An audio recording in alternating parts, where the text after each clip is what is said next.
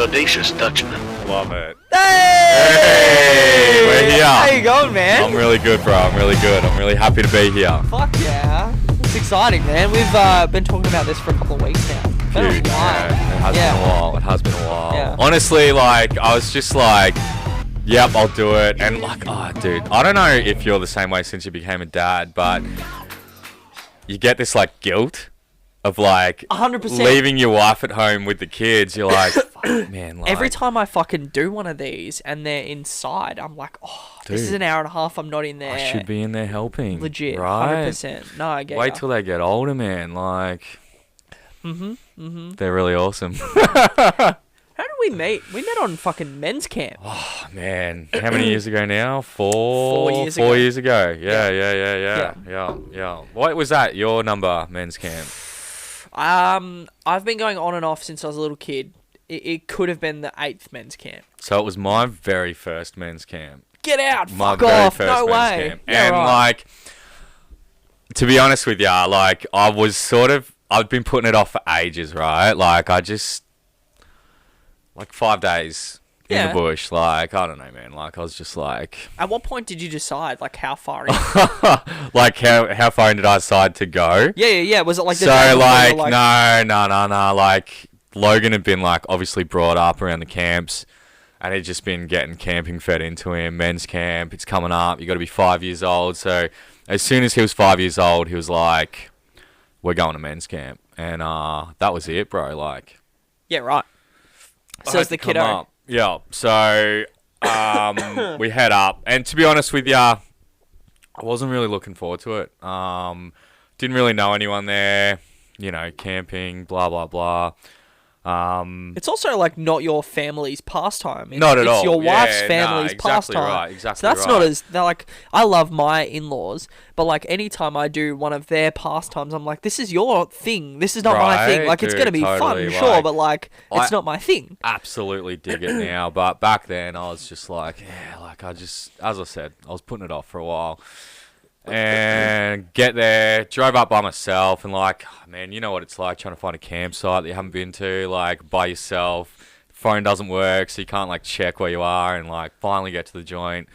And, I think he might have rocked up the day after I got there, I was late. right? And, man, I just met you. And I'll tell you what, like, the reason I went back the next year was because I'd Fuck off, be able to no see way. you. Yeah, sick.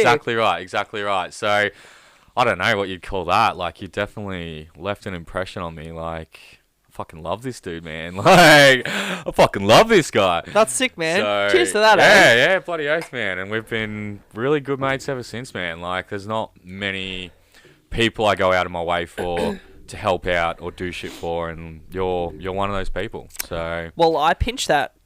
Actually, I won't talk about that. Do they know about that? know about what?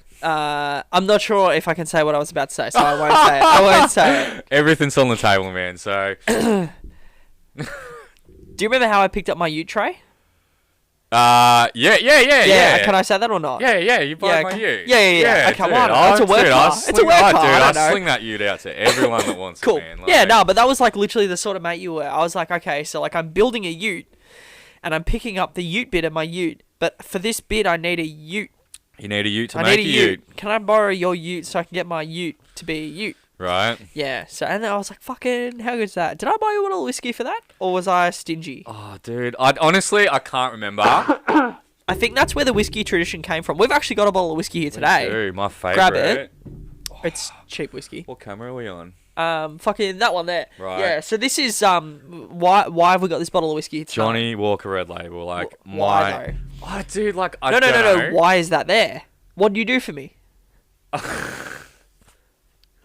And for the second time. Well, it's actually the third Well, time. it's I happened. actually didn't do anything but Yeah. my work. Yeah. my work, You're the only reason it happened. Yeah, you're right. I fixed your trailer up for you. Yeah. So shout out to Andrew Richards, the big wig. Yeah.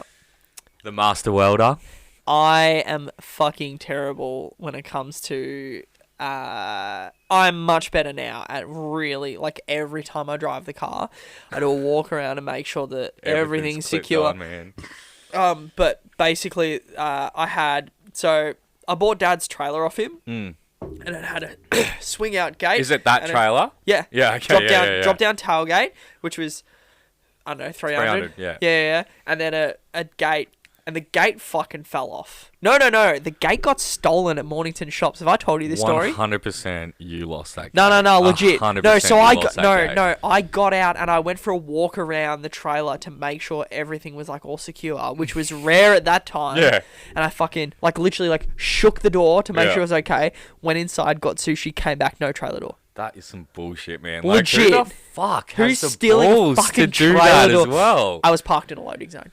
I mean, I was still, part like a like fucking you jerk do. off. Like, you're a worker in a Yeah. loading zone. Yeah.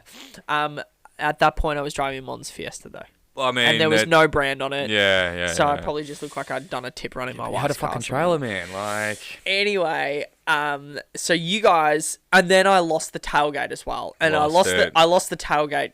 That was my fault. That was definitely my fault. That fell off. yeah. So you guys built me a door, and then one day I was driving home from Pakenham, and it was all good, not a problem. Went to bed, got up the next morning, left the driveway, checked the rearview mirror, like, What the fuck? fucking, where's the back of my trailer? Driving Get like out. a fucking hooligan around. And I was weren't ya? literally, I overloaded. Oh, I overloaded. Even better. And I looked at it as I left, and I was like, oh, that latch is not looking great. And I whacked an Oki strap around it, but it didn't do fucking anything. Who'd have Anyway, and then you guys built me another door. Another door. And every time you build me a door or do me a favour, I buy a bottle of whiskey to say thank you. That's awesome. So Yeah, that's it. so this is kind of that bottle of whiskey, but it's also now the next bottle of whiskey because you drank half of it at my birthday, and then you left half a bottle of whiskey here. And it's gone. What happened? I told you It's to the save weirdest that thing. for this, This man. fucking shed. I need to get onto the landlord. There's this fucking hole in the roof. There's evaporation that comes in on really hot days, and it just means that if you leave half a bottle of whiskey in my fridge, it evaporates. That's a bad thing to happen. I know, so I had to buy you another bottle of whiskey. Right. We've now talked about it so much, I'm getting fucking thirsty. So I'm gonna get on this Pouring now one. too. While you're doing that, I've actually... You need to pee. No. Come on, man. I brought you in something. Ah, fuck Like yeah. a Yeah, gift, no. right? And yeah. it has been like so hard hiding this from you because Yeah, like fuck it's yeah. right there. Like I know Yeah. you know what it is, but you don't know Yeah. what it is. So I'm gonna get it because like Is it the 10 Commandments? no, our 10 Commandments. It's it'll make the podcast official. Yeah, fuck, it'll make please, the podcast please, official. Please, So yeah.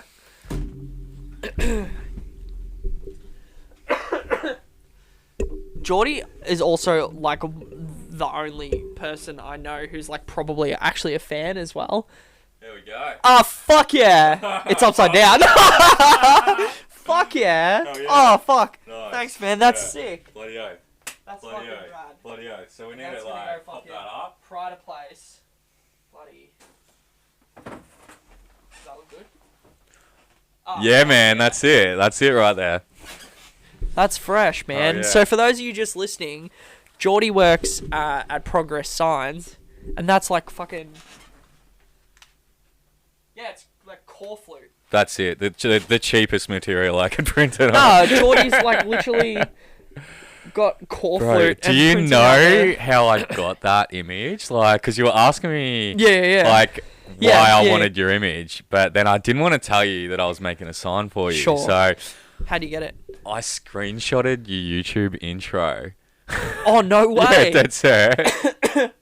That's fucking... I love that. That's sick. That's some hack shit, bro. in the That's some background now. sign writing hack shit. That's sick, man. I Right? love that. No, that's the best. Hell yeah. Oh, I need you to do something for me. Now, this is something that a lot of people have actually done, and I haven't really talked about it yet. See that blue pen? I see. It's actually a texter. Whatever. I need you to sign the desk. Right. So, almost everyone has signed the desk so far. So, I'm not sure. I don't remember if you can sign anywhere. It doesn't Like matter. signature or like... You get like an autograph. Autograph the desk. Autograph, man. All right. One day when it's as big as JRE, I'm going to sell the table for fucking couple $100,000. Got a date. What's the date today, man? 16th. 17th. 17th?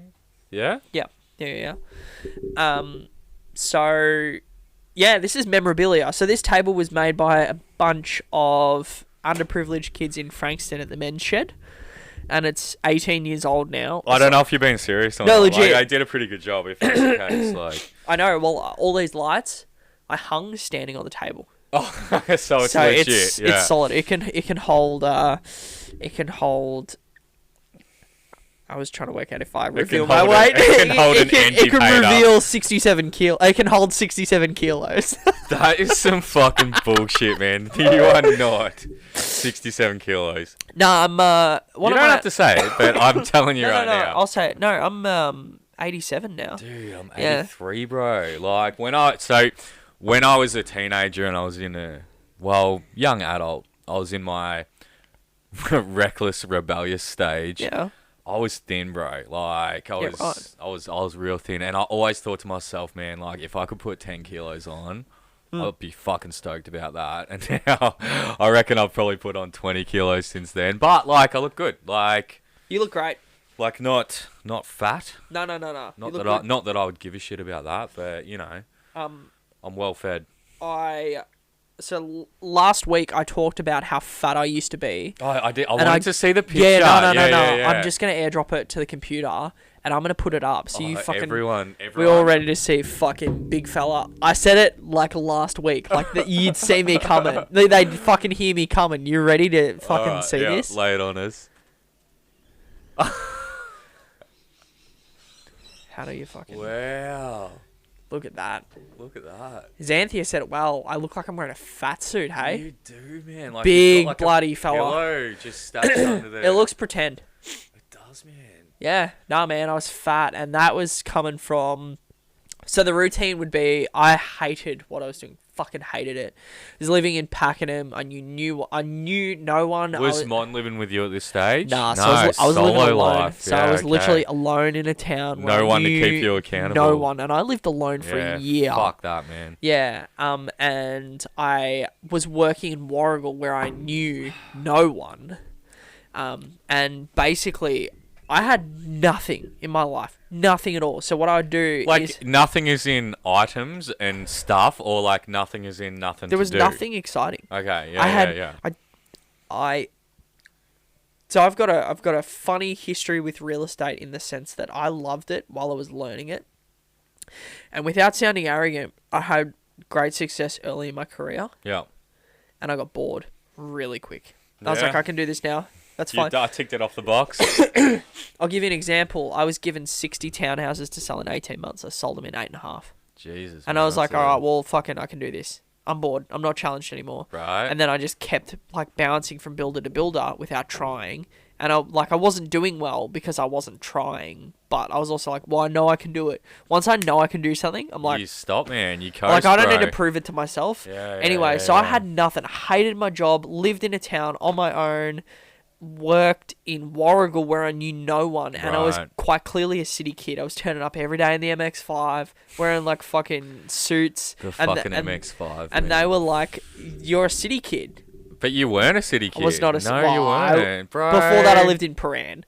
Nah, but your mum and dad's farm and that. Correct. Like, Yeah. You didn't grow up as a city kid. But Pakenham is Melbourne when you're in Warrigal. I mean, I'll take your word for it. No, seriously, people would come in and they'd be like, "Oh, so you're from the city?" I'd be like, "No, 20 minutes that way." Right, yeah. There's still fields out there. Yeah, literally. Anyway, so the people didn't like me. I didn't like them. And man, what I would do, so my ritual would be like I'd eat nothing all day. Nothing. Like not even breakfast or lunch. I was heavy, so I couldn't get drunk. Oh, dude. So I'd starve myself all day. So how the fuck do you have energy to work? Like, I need, bro, if I don't have my I ate nothing all day today. Oh, really? That's the first food I ate. Hustling, I still eat nothing. I don't know what it is, but oh no, not true. When I got home, I ate, Mons started making me these like quiche slices. Oh, love a quiche. Yeah. Well, especially those little like ones, man. Healthy quiche slices. Yo. But no, like literally I would starve myself knowing full well I could have a bunch of beers when I got home and it was the reward. I weighed 120 kilos. Yeah, wow. And I'd get headaches from not eating throughout the day. Oh. And I'd like be angry, bro. I would put 6 to 8 beers away 3 or 4 nights a week. Like, week why? night. I've never understood. I had nothing. I've never understood the person that's like, I want to get drunk. I know. I'll buy a fucking slab and I'll have like 10 or 12 beers. Like, what? Why not? Just buy a straight bottle and just drink. half of it even, and like. It's a good question. At the time, it seemed cheaper. Is the answer because I was buying I was buying 6-packs at a time. Fair enough. As well, so I'd have a poverty mentality and I'd buy 6-packs. Bro, I still got a poverty mentality. Do you want to know something ironic? The distance between me with this story that I am telling you now, and that video that I made for TikTok that went viral, where I tell people how to fucking live their life. Same time period. No shit, man. And people so for those of you that don't know, I've got a video on TikTok that went to 1.4 million people where I'm like, buy a house at 19. Here's how you do it. Yeah, because that was that men's camp. Yeah. Because I remember you were looking at your phone when we went on top of the mountain, and you're like, because the Daily Mail wrote an article about you me or some shit. Yep. Yeah, they wrote an article about me.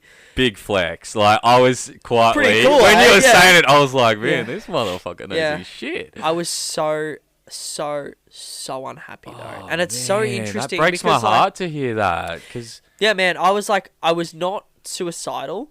Nah. Not even close to suicidal, but I was not at all happy. Nah. Yeah. But to cut a long story short, I'd shotgun a bunch of beers quickly, and then I'd eat a bag of Smith's chips, knowing like, all right, what flavour Smith's chips? Oh, salt vinegar. I mean, any other stupid questions? Oh, dude, that's the most relevant question I've asked. For the rest of the podcast, no more retarded questions, please. Anyway, the people want to know. All right, I'm telling you right now. Smith's chips. Yeah, no, I know, fucking salt vinegar. Salt vinegar. Every time I say Smith's, I think salt vinegar. Right? Yeah, that's that. Yeah. Wow. Okay. But no, it's always salt vinegar, and then I'd get McDonald's, and it'd be 24 nuggets. Medium Big Mac meal with a Sprite for the drink and a large double quarter pounder. Dude, I fucking hate Big Macs. 3 to 4 nights a week I'd do that, and I'd be like, and literally, you know when like you smoke, what's the longest you've gone without a cigarette? Oh, dude. And when you had when I sleep, when you had that cigarette after you quit, we like. Yeah. That was me with my fucking McDonald's. Yeah, I'd be like. Inhaled it. All I had. Right. It's all I had, man. Release those good endorphins. It's all I had. Yeah, and now I weigh 86 kilos. Now I weighed 120 in that. So that's 24 kilos difference. That's classic. No, 34 kilos difference. And you want to know something? I'd get tired walking up my stairs. Triple story house, I'd get tired. Yeah, everything was hard. There was it a was lot of stairs fucking in that house. terrible. It was a terrible experience. Right. There was Did nothing. you actively try to lose the weight, or yes, yes. So 3 things happened. I'm gonna say the C word here as a preference. I'm just setting this up because I haven't said it yet. So, mum, fucking block your ears, mum, please. I was in a meeting and my boss fired his marketing director because he was lazy, and he said I should have fired that fat cunt a long time ago. And I went, oh, triggered. I wonder if he thinks I'm a fat cunt. Oh, so that happened. Yep. And I had started to notice I couldn't get drunk anymore, and I was like, that's because I'm fat. Like, is it though? Like, is that a thing? Yeah. Legit. Yeah, no, legit. Yeah, like legit. Yeah, That's real. I know people who are quite large, and they'll have a fair amount to drink, and they'll be sweet. They'll drive home, not a problem. After like a bottle or 2 of wine. Yeah. And also, I can be honest about this. I think, sorry, Mon, but we were having some issues, and it was looking like we were going to break up. Oh. And I was like, hey, if I'm on the scene now, I'm a fat cunt. Oh, true, man. Yeah. Wow. So, like if, and those 3 things happened, and I was like, nah. And to be honest with you, I think that was the only thing that saved our relationship, because the reason we're having issues is because I was a little boy, and Mon was You're a little fat cunt. Yeah, literally. And I was an adult. And Mon was an adult, and I think she was... How much older than... She's 28. I'm 26. Okay. Yeah. So that's what happened there. And what I did was I decided I'd start counting calories, because that was something that I could watch. So calories in, calories out. And You've got control of that. Yeah. So I used a macro calculator, worked out I could eat 2,100 calories in a day, and I needed to do 10,000 steps. And I did that, and I lost 6 kilos in the first week. Right. Now, I'd like to preface that by saying a lot of that was inflammation, water weight. Like, if you fucking put the fork down for a week, you're probably going to lose a couple of kilos. Mm-hmm.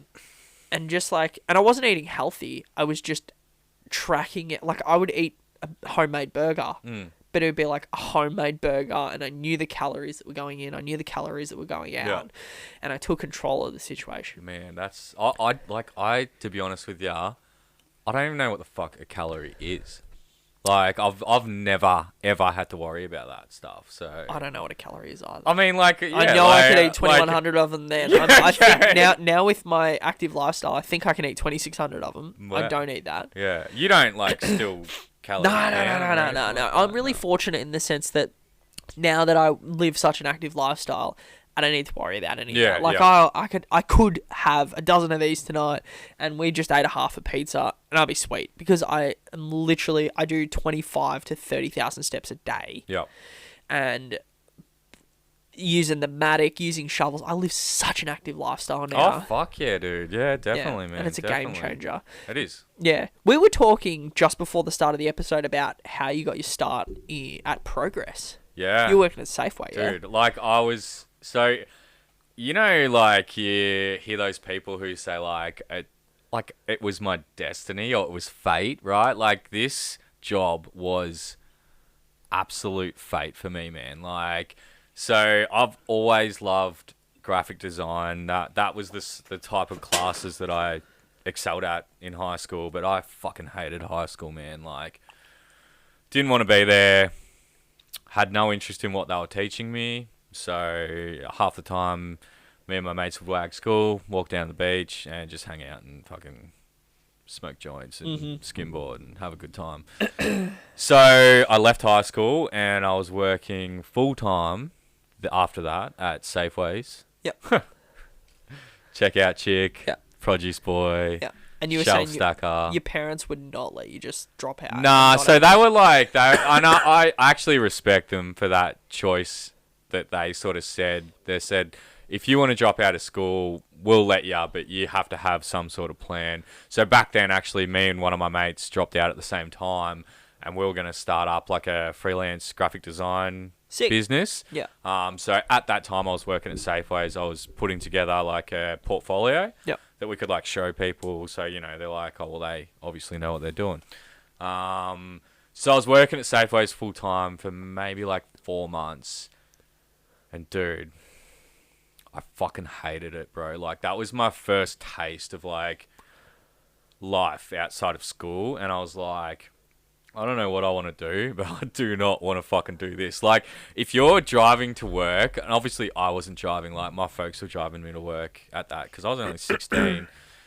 And you're like, fuck, I hope we get into a car crash so I don't have to go to work. Fuck off, really? Like, that's when you know you're not fucking working the right job, right? So, anyway, my buddy that I dropped out of school with, he had an interview at a signwriting place. And, like, I didn't even know what signwriting was back then. Like, as a teenager, like, you don't, like, look at all the shops and, like, all the signs, street signs, promotional signs and think, like, oh, I wonder where those come from. Like, I just thought it was, like, just some big fucking factory somewhere that's just churning them out.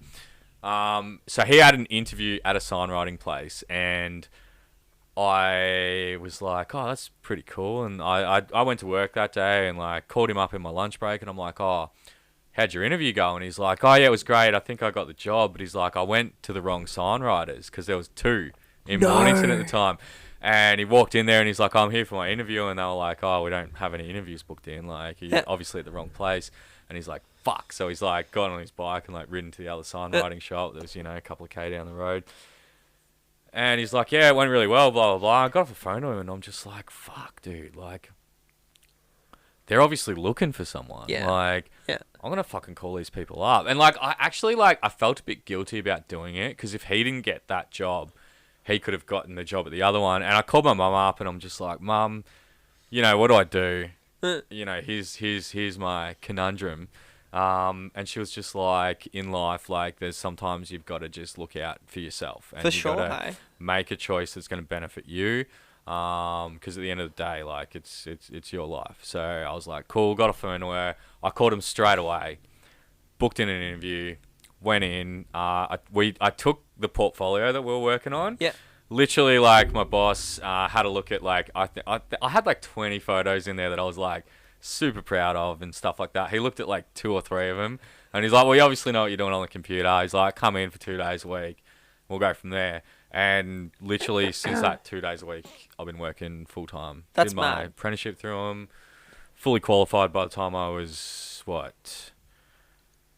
18, 16, 17, 20. I was fully qualified by 20, man. Like, and haven't looked back since. And it's been a really great part of my life. Work has been. And I know, like, you know, Not a lot of people say that, though. Yeah, and it's like, you know, it's 50% the people you work with, and it's 50% what you do. And I genuinely love the work that I do. That's awesome. But there's shit parts to every job, as you Definitely. know.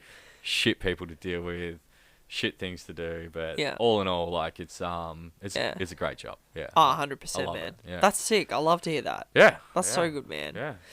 So we have a bit of a plan for tonight's The show. tiniest of plans. So Jordie, did I invite you on, or did you say I want to come on? I think I invited you on. So I think it was a bit of both. Like, when you first told me you were doing the podcast, I was like, dude, like, everyone does a fucking podcast these days. Like, but then I watched your podcast and I was just like, wow, like, this is pretty impressive. And I was like, I want to come on. Like, I don't have. I think the difference is, and I don't want to sound like a schmuck here, I think the difference is people do podcasts now because they're trying to sell something. Yep. Like, they'll be like, oh, I've got my like boutique marketing business, so I'm going to have my marketing podcast. I run a gardening business and I do a special interest comedy podcast, which is a fucking dumb idea. Right. That's the worst way to try and sell gardening in the world. So it's pretty clear that I do this for my mental health, to be honest with you. Yeah, And no, I can tell that. I took a couple of weeks off and I was going batshit. Yeah. This week specifically, I had some challenges. I had some people take advantage of me this week, and literally I called you yesterday. I was like, I remember. Fuck, yeah, we're doing dude, a podcast. Right? tomorrow. I've been looking forward to it all week, man. Like, Yeah, I've been I nervous needed though. to- I got to tell you, like, I have been nervous, but now that we're, It's dude, it's yeah, you're sweet, man. It's all good, it's good bro. fun. Yeah, bloody for oath. sure. So the long and short of it is, Jordie has a couple of videos. I have a couple of videos. We haven't told each other what the videos are. So Andy hasn't seen my videos. I haven't seen his videos. Yeah. It was originally 5 videos. I've got 2 queued up. How many have you got? I got 5. Yeah, I got Oh, 5. fucking Come hell. on, man. I did my homework. Yeah, no, I did not.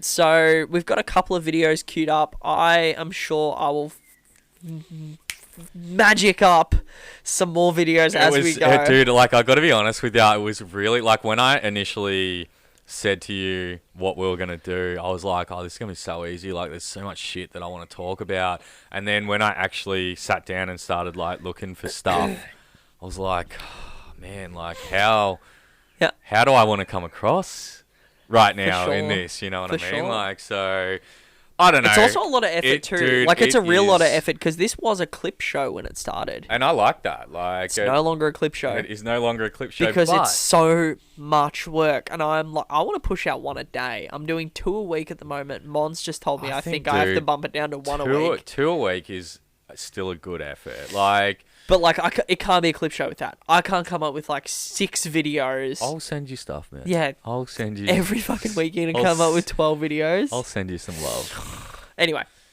so why don't we kick it off? Set the mood with What one are of we these setting the mood videos. with? Where's notes? We'll go number 2, I reckon. All right. I can't even remember what this one is. I'd like to preference this by saying, initially Jordie said, "I'm going to get you kicked off the fucking internet." So, Mum, I'm really sorry No, honestly, if it's I pared it back quite a bit after I said that. So I wanted it to be more interesting than provocative. Got you. Like, so hopefully I can, like, tear your brain open, have a look at how it works, and Sure. and just go from there. Alright, here we go. Oh my god. I told you this was A CRM shouldn't weigh your butt. So we're just in a cafe right now, and I was just talking, and I can hear the resonant frequency of the room when I'm talking. Listen to this, ready? If we sing this note, there's no resonant frequency, but if we...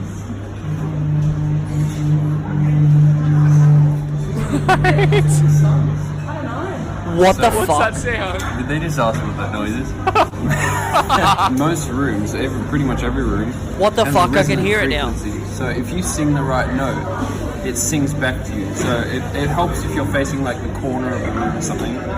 Just What do it happens again. is you sing the right frequency. I can hear it when I'm talking now. It's at Oh, that- it did a little bit. Whenever I hit that note when I'm talking, it's singing back. And if you sing it right, the whole cafe just fills up with that note. That note. It's actually really loud. It's, Do it. I'm not going to do it anymore. Do it! Ready? I'm going to get in trouble with this. How's the hum, man? Holy like, shit, bro. man. What So, the fuck? how fucking crazy is that? P.S. side note, doesn't that dude look like a guy you know? Like, No, he looks like no one I know. I feel like some people just have a face that, like, it's like they're just like an NPC in your life, like What's an a NPC? non-player character. So, like, if Okay. you're playing like an RPG or something, Yeah, like, yeah, they're the yeah. cunt that's like sitting at the shop. What's an being like, RPG? like a grenade Yeah. launcher. No, dude, like Zelda or some shit like that, Okay. right? Like, I'm too pretty for those games. it's the guy that's like, I don't know if Fortnite has some of them, but like, it's just the character that's like programmed into the game that has like a generic thing to say. Like, NPCs. Like a bot. Yeah, NPCs are like those people in life you see that are just like the side character. Dude, to, that like, fucked with my head. Right. That's crazy. Man, like, so. What the hell? You can come fucking back on the show anytime you like. That's mental. That's some Rogan level shit right there. Where the hell did you find that? Actually, one of the guys at work sent it to me, but I just think it's so... Because, you know, like, bridges and stuff have resonant frequencies, so they actually have to be, like, tested. No. I mean, everything is a vibration. Noise, my voice coming to you right now is a vibration, right? You know that, like, and it vibrates on your eardrum, and that's how you can interpret, like, what... I have The been told. sound I is. have been told that before. Yes. Yeah. I haven't Like, don't ask tested me it. I anything haven't more than tested that. it. But like, there's old like I know you fuck with Graham Hancock, right? Like, Yeah. and there's like old shit that like says like civilizations could be able to move stones and stuff like that, just like with vibration, man. Like, Get out, really? and so like that almost like touches on that a little bit, doesn't That's it? Like, sick. and like. I just fucking wish I could do that at a place like right now and just be like, oh, What's the and it's force? just like, Use the force yeah, and be no like, shit, man. Like, it's just like he's just unlocked to the next fucking level, yeah, right? that's some I am your father level shit right there. yeah, definitely. Oh fuck, that's mad. Right, That's yeah. really cool. I mean, so that's like that's us dipping our toes in, yeah. Like, Literally, no, that's mental. I don't really have that much more to say about that except it's some cool fucking shit. I like that. I really like It's that. interesting. Our world is interesting. Like, Yeah. there's just so much stuff. There's so much Mm. stuff. That's poof. I was not expecting that. Right? I'll be Yeah, honest I with didn't you. think you were. Yeah. So I've seen a video on another podcast recently. Okay. And to put it nicely, sorry again, Mum. It's a horse getting jacked off. Are you And I fucking? thought- I thought that's the that's the video you shit. picked. No. Oh man, I- like fuck, I dude. thought that's what you were gonna put on the. You said I'm gonna get I you know, kicked off I the know, internet. And I was man. like, he's gonna show fucking. Nah, dude, I was gonna like talk about how fucked up our government is and like how much COVID's a fucking scam and shit. Like that'll Man, get you for jacked sure. off. That'll get you jacked no, off that- YouTube quick, smart. We can man, do like- that because I tried to bring that up with Xanthia Dude, the other day, like, and it just she was. pisses me off too much to talk about it. Like everyone knows, and if you don't know, I don't give a fuck about your opinion because you don't fucking like to- know shit. Like I'd like to finish what I was gonna say So- though. No, you're all good because I made it sound like I was talking ill of Xanthia. No. I was trying to like angle for Xanthia Yeah. to talk about. So obviously she was in a cult. Yep. And I've never spoken with her about what she thinks of COVID. I just met her on that day. Mhm. But I could have assumed she probably doesn't love it based on the fact that she's mean- into health and wellness. She Yeah. runs an energy healing Totally, business. bro. And she was in a cult. Those are three If markers you- for like fuck COVID. And I was like, so the reason I was interested in that podcast is because I genuinely believe we're in a fucking cult. No? I Are we mean, not in a dude, cult? like, yeah. Why do you go to work? Because you need money. Why do you Yeah. need money? To pay your bills. Why do you need to pay your bills? Because otherwise, but nobody stops to think about that. That's It's a prison, man. It's an open air prison. Life is an open air prison. And some people have figured out the key to get out of that shit, man. Yeah. But like, bro, I mean, if you have anyone on this podcast that thinks otherwise about like the whole fucking COVID bullshit, they shouldn't be in this fucking room, man. Like, they should not be. And dude, welcome to other people's opinions and shit.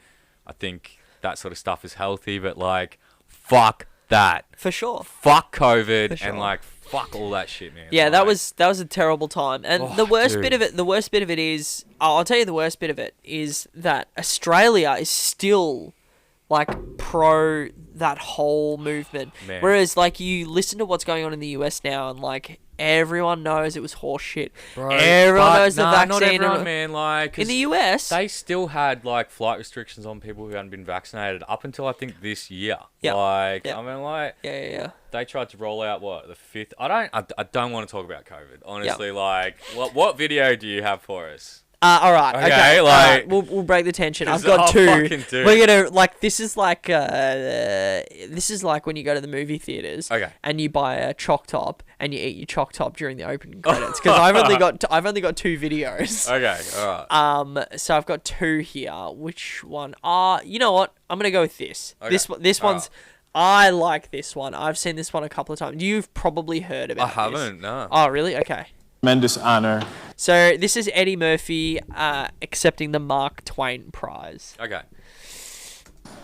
Wonderful evening. I'd like to thank the Kennedy Center, first of all, for celebrating me and honoring me in such a wonderful way and bringing my loved ones and my family here. This is a super special, memorable night. And thank you to all the comedians that came out and sang. Sam Moore came out and sang, and Alabama Shakes was here. We had a really, really, really special night. Hasn't been lost on me that, usually when people have evenings like this, a person is really, really old when they get these awards.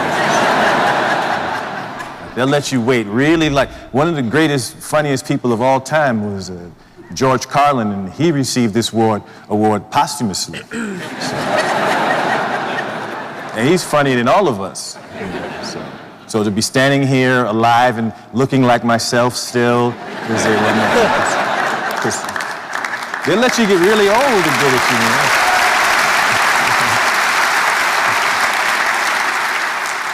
And there was also some confusion about whether or not it was an award or a prize. And actually it's an award. Even though they call it a prize, it's an award, because usually when there's a prize, there's money involved.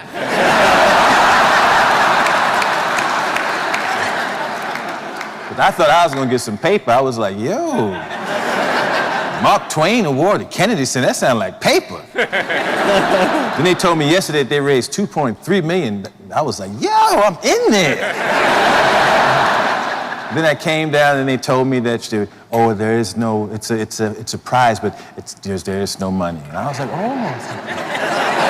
He's got enough money. So I think to clear up the confusion. This is him accepting this Yeah. at the Mark Twain. Okay.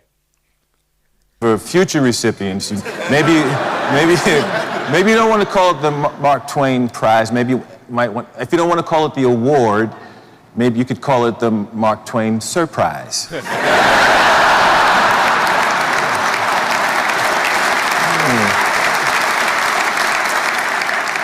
And the surprise, of course, being you ain't getting no money. But that still doesn't diminish how wonderful this is. It's a wonderful, wonderful thing to be included with some of my heroes, Richard Pryor and George Carlin and Carl Reiner and Wait for it. Lily Tomlin. Who else got this? Bill has one of these. Do you know the history? I mean, I don't. Bill Cosby and Eddie Murphy. Oh, yeah, okay. Fucking hate each other. Okay, yeah. So this is he just went to prison. 2015. Man, He like, just what went to was- prison. He was like, What What was he doing? Like, Do I need to explain it? He was like roofing chicks and shit, yeah? Yeah, so the old Kinder Surprise. Kinder Surprise. He'd be like, would you like a cup of coffee in my room? And then, yeah, literally, he would roofie. Sorry. What a he was, motherfucker. yeah, no, he's a fucking disgusting man. But when Eddie was famous, Bill would go at him for swearing because Bill's clean. Yeah. By the way, one thing, clean comics, they're the psychos. No shit, man. No Like, swearing I feel comics that, yeah. are the fucking psychos. Right. Anyway, so Eddie and Bill hate each other. Okay, all right. That helps preface the whole thing. He fucking... Go. Did y'all make Bill give his back? No, because I know there was a big outcry from people. They was trying to get Bill to give his trophies back. You know you f***ed up when they want you to give your trophies back.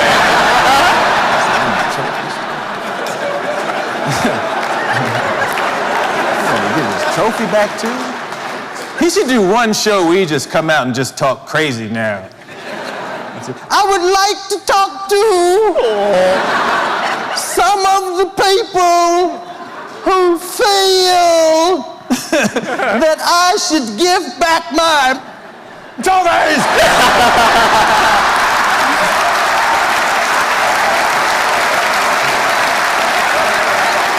Just because you may have heard recently that I allegedly put the pill into people's chocolate.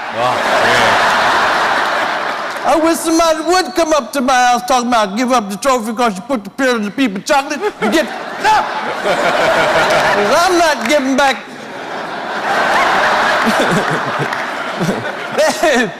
and who is Hannibal Barris? Hannibal Barris! First of all, Hannibal is a caveman's name. And you don't just come on out and push over the apple cart to Hannibal. If I ever see or meet this Hannibal Barris in person, I am going to try to kill this nigger! Just one show like this, just do one like that. But like I said, I don't want to go too far on Bill. You already did. I don't want to make this about him. But this is a wonderful night, and thank you all so much. I love everybody here for coming out and making me feel so wonderful. I love you all. Thank you so much. This is a wonderful night. Thank you. What a man. That is seriously the best acceptance speech I've ever I'll tell seen you in what, my he's life. got some fucking balls, doesn't he? Like, Oh, yeah. well, He's Eddie Murphy. That's it. dude, Untouchable. What was Untouchable. your first Eddie Murphy experience?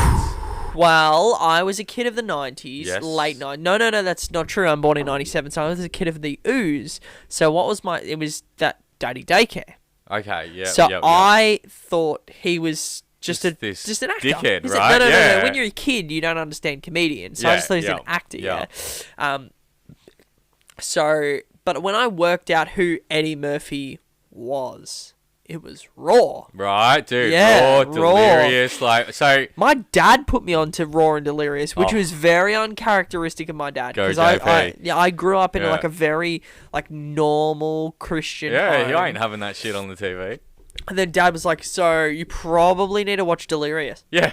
and Raw. And this guy comes out and he's in this fucking red jumpsuit. Right? Michael Jackson. What is it? Hello!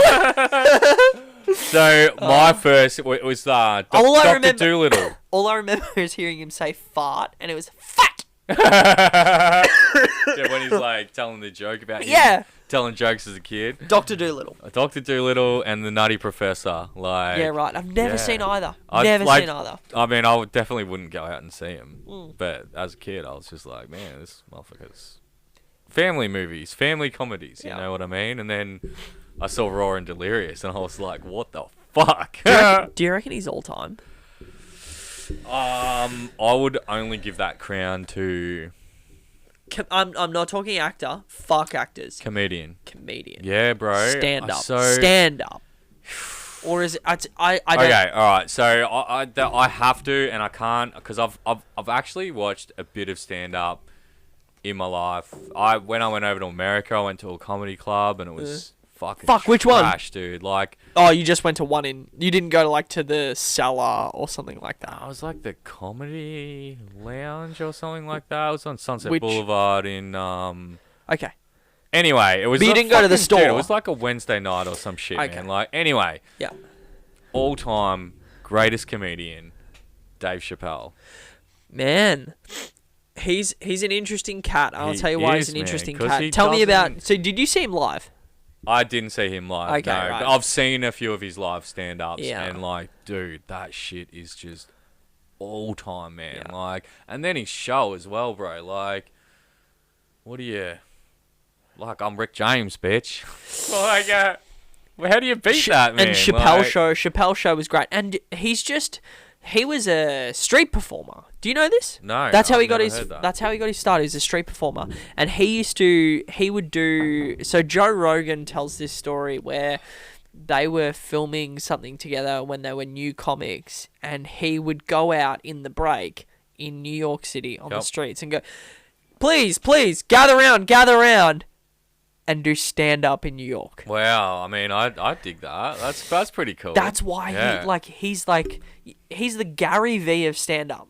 You know what I mean? Like he's just like all like he's cutthroat. Yeah, dude. He definitely especially these days, he's cutthroat. Yeah. For what do you mean by that? I mean, he's had controversy after controversy. Like, This is true. He did that whole shit, where he just disappeared for 10 fucking years after Chappelle's show. Well, he went to Africa, yeah. Right. And that was his thing. So he had that gap with Chappelle's show, and he literally came back and he's like, "No, I don't want to do this." And then they gave it to Keelan P or I mean, Key and Peele. yeah. There's some Never funny seen it. motherfuckers. Never seen Dude, it's pretty good. It's as far as a sketch comedy show goes, man, I actually know a bit of comedy shit, eh? So all time though, all time, it's not Kinnison. I'm just queuing up Kinnison. I mean, I just don't even know this fucking comb over. You never seen this guy? Side fucking Oh, my Jerry goodness. Curl motherfucker. You never seen this guy?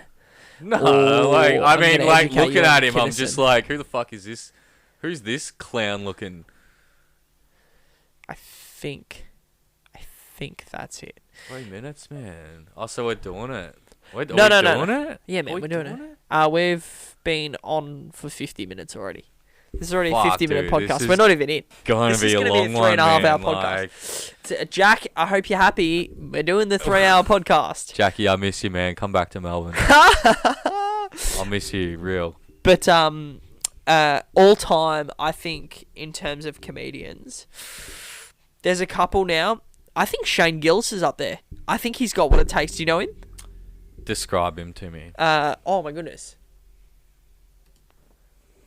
Fox News. Can people see this shit right now, or are they just looking at us Dad. looking at a fucking screen? Shane Gillis. This is Facebook. Don't click on a Facebook link, man. Oh, boo. boo. Yeah, YouTube right there. Fox News Dad. Fox News Dad Shane Gillis. This is hysterical. All right. We'll just talk over the fucking ads. We are so moving off topic right now. It was nice. I think my favorite part of the year. No, I want to see it. I don't want to fucking hear it. That's fair call. I think Shane Gillis is up there. Shane Gillis is one of the dudes. X will show me. Yeah, X will show me. Shout out to Elon Musk. Yeah, Elon's fucking. Dude, he's the fucking top of the pyramid, eh? He's the duck's nuts. Right? I would just love to sit in a room with him and find out all the fucking shit he found out when he bought Twitter. Cause I've never had Twitter, I've never used Twitter, but I'm pretty sure people can DM each other on it and shit. Yep. Can you fucking imagine the treasure trove Oh yeah. of data and information he got Yeah. from politicians, actors, Yeah. all these motherfuckers that thought they were safe, man. They thought they were because people they're fucking stupid, man. They do stupid things online, Yeah. right? Especially when they think it's private. Yeah. Anyway, This guy's hysterical. I can't believe you haven't seen this before. mean, I can't believe I haven't sent it to you It better before. be fucking funny. That's what I'm gonna say. Right? Nice time. I live in New York, so I left. I went back to my parents' house because I have white privilege.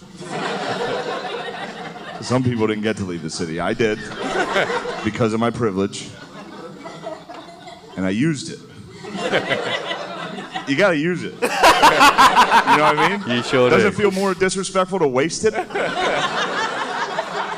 You know what? Then we're all just being racist for nothing.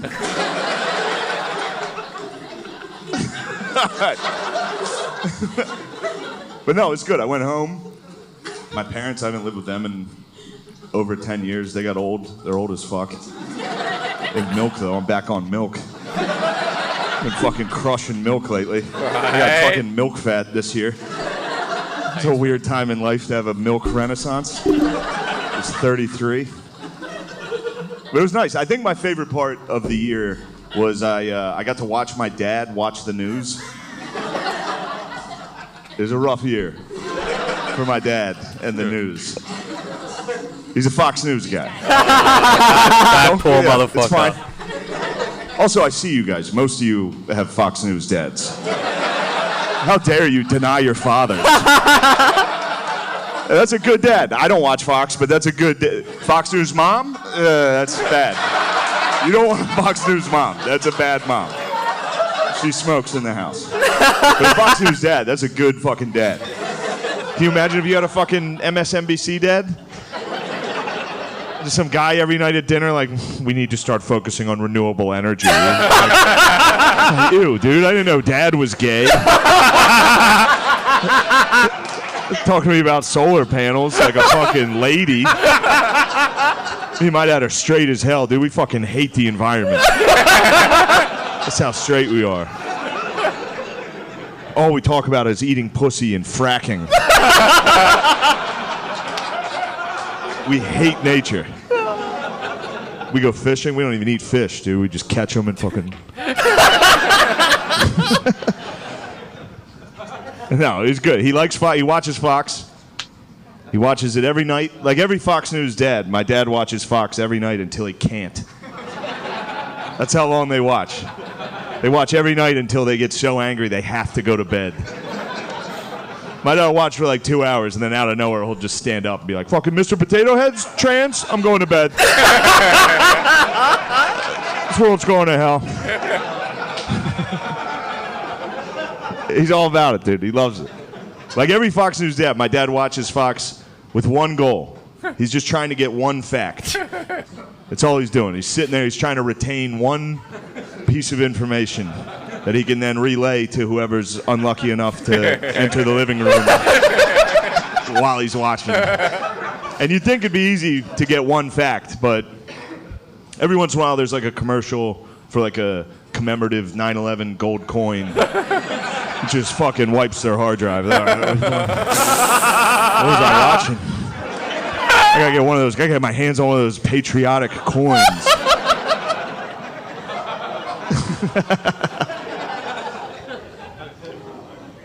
My dad drinks too, so he can never get a fact, ever.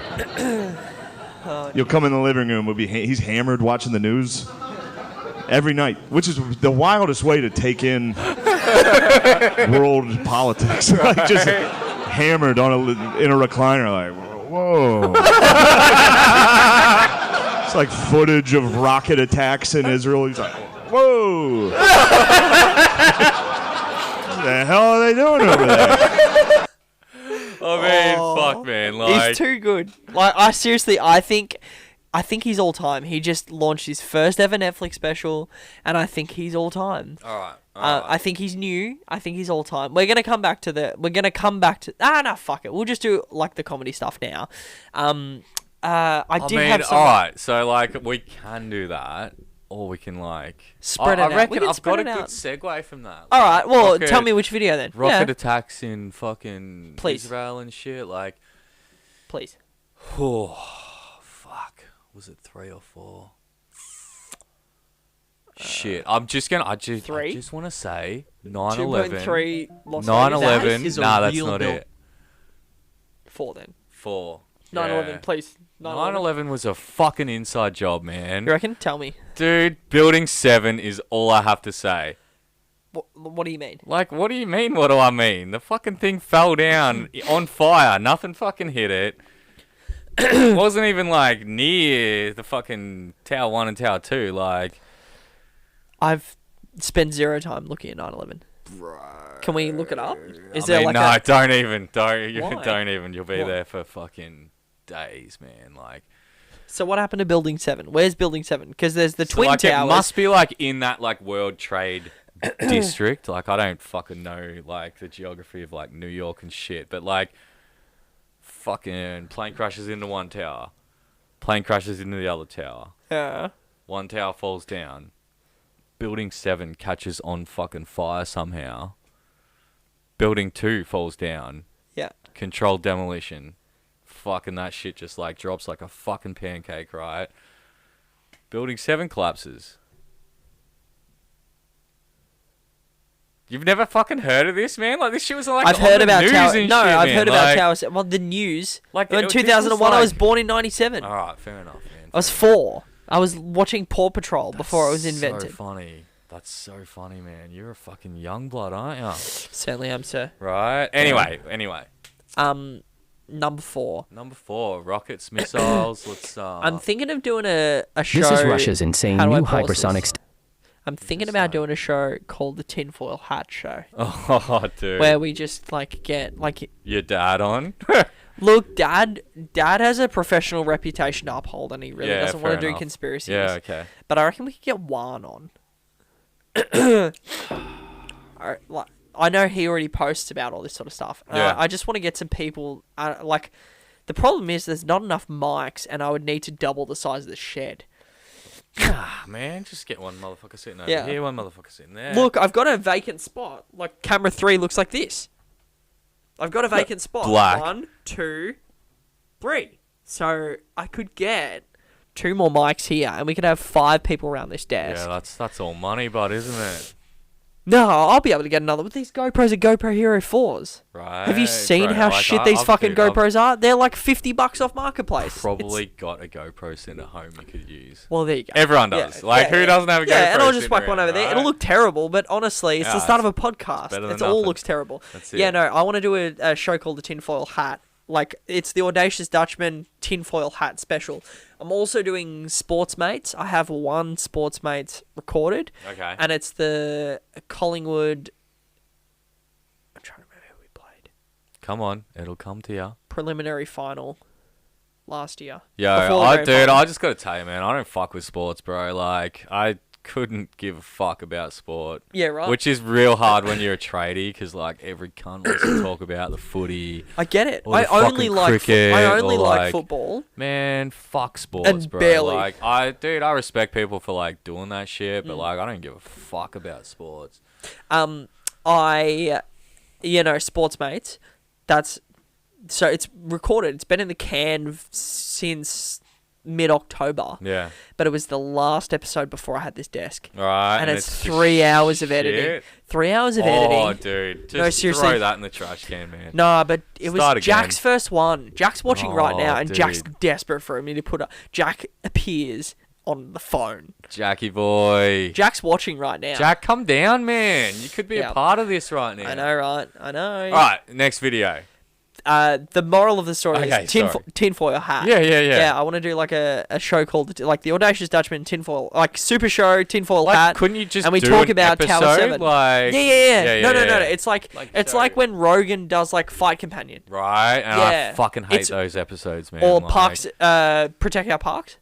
What the fuck's that? Oh my god, that's why you don't know who Shane Gillis is. Yeah, okay, all right. No, Protect Our Parks is sensational. Okay, Yeah, no. I'll take your word for it. Yeah, so it's 3 comics: Ari Shafir, who you know, Yes, surely. yep. Ari, Mark Norman, who you might not know. No.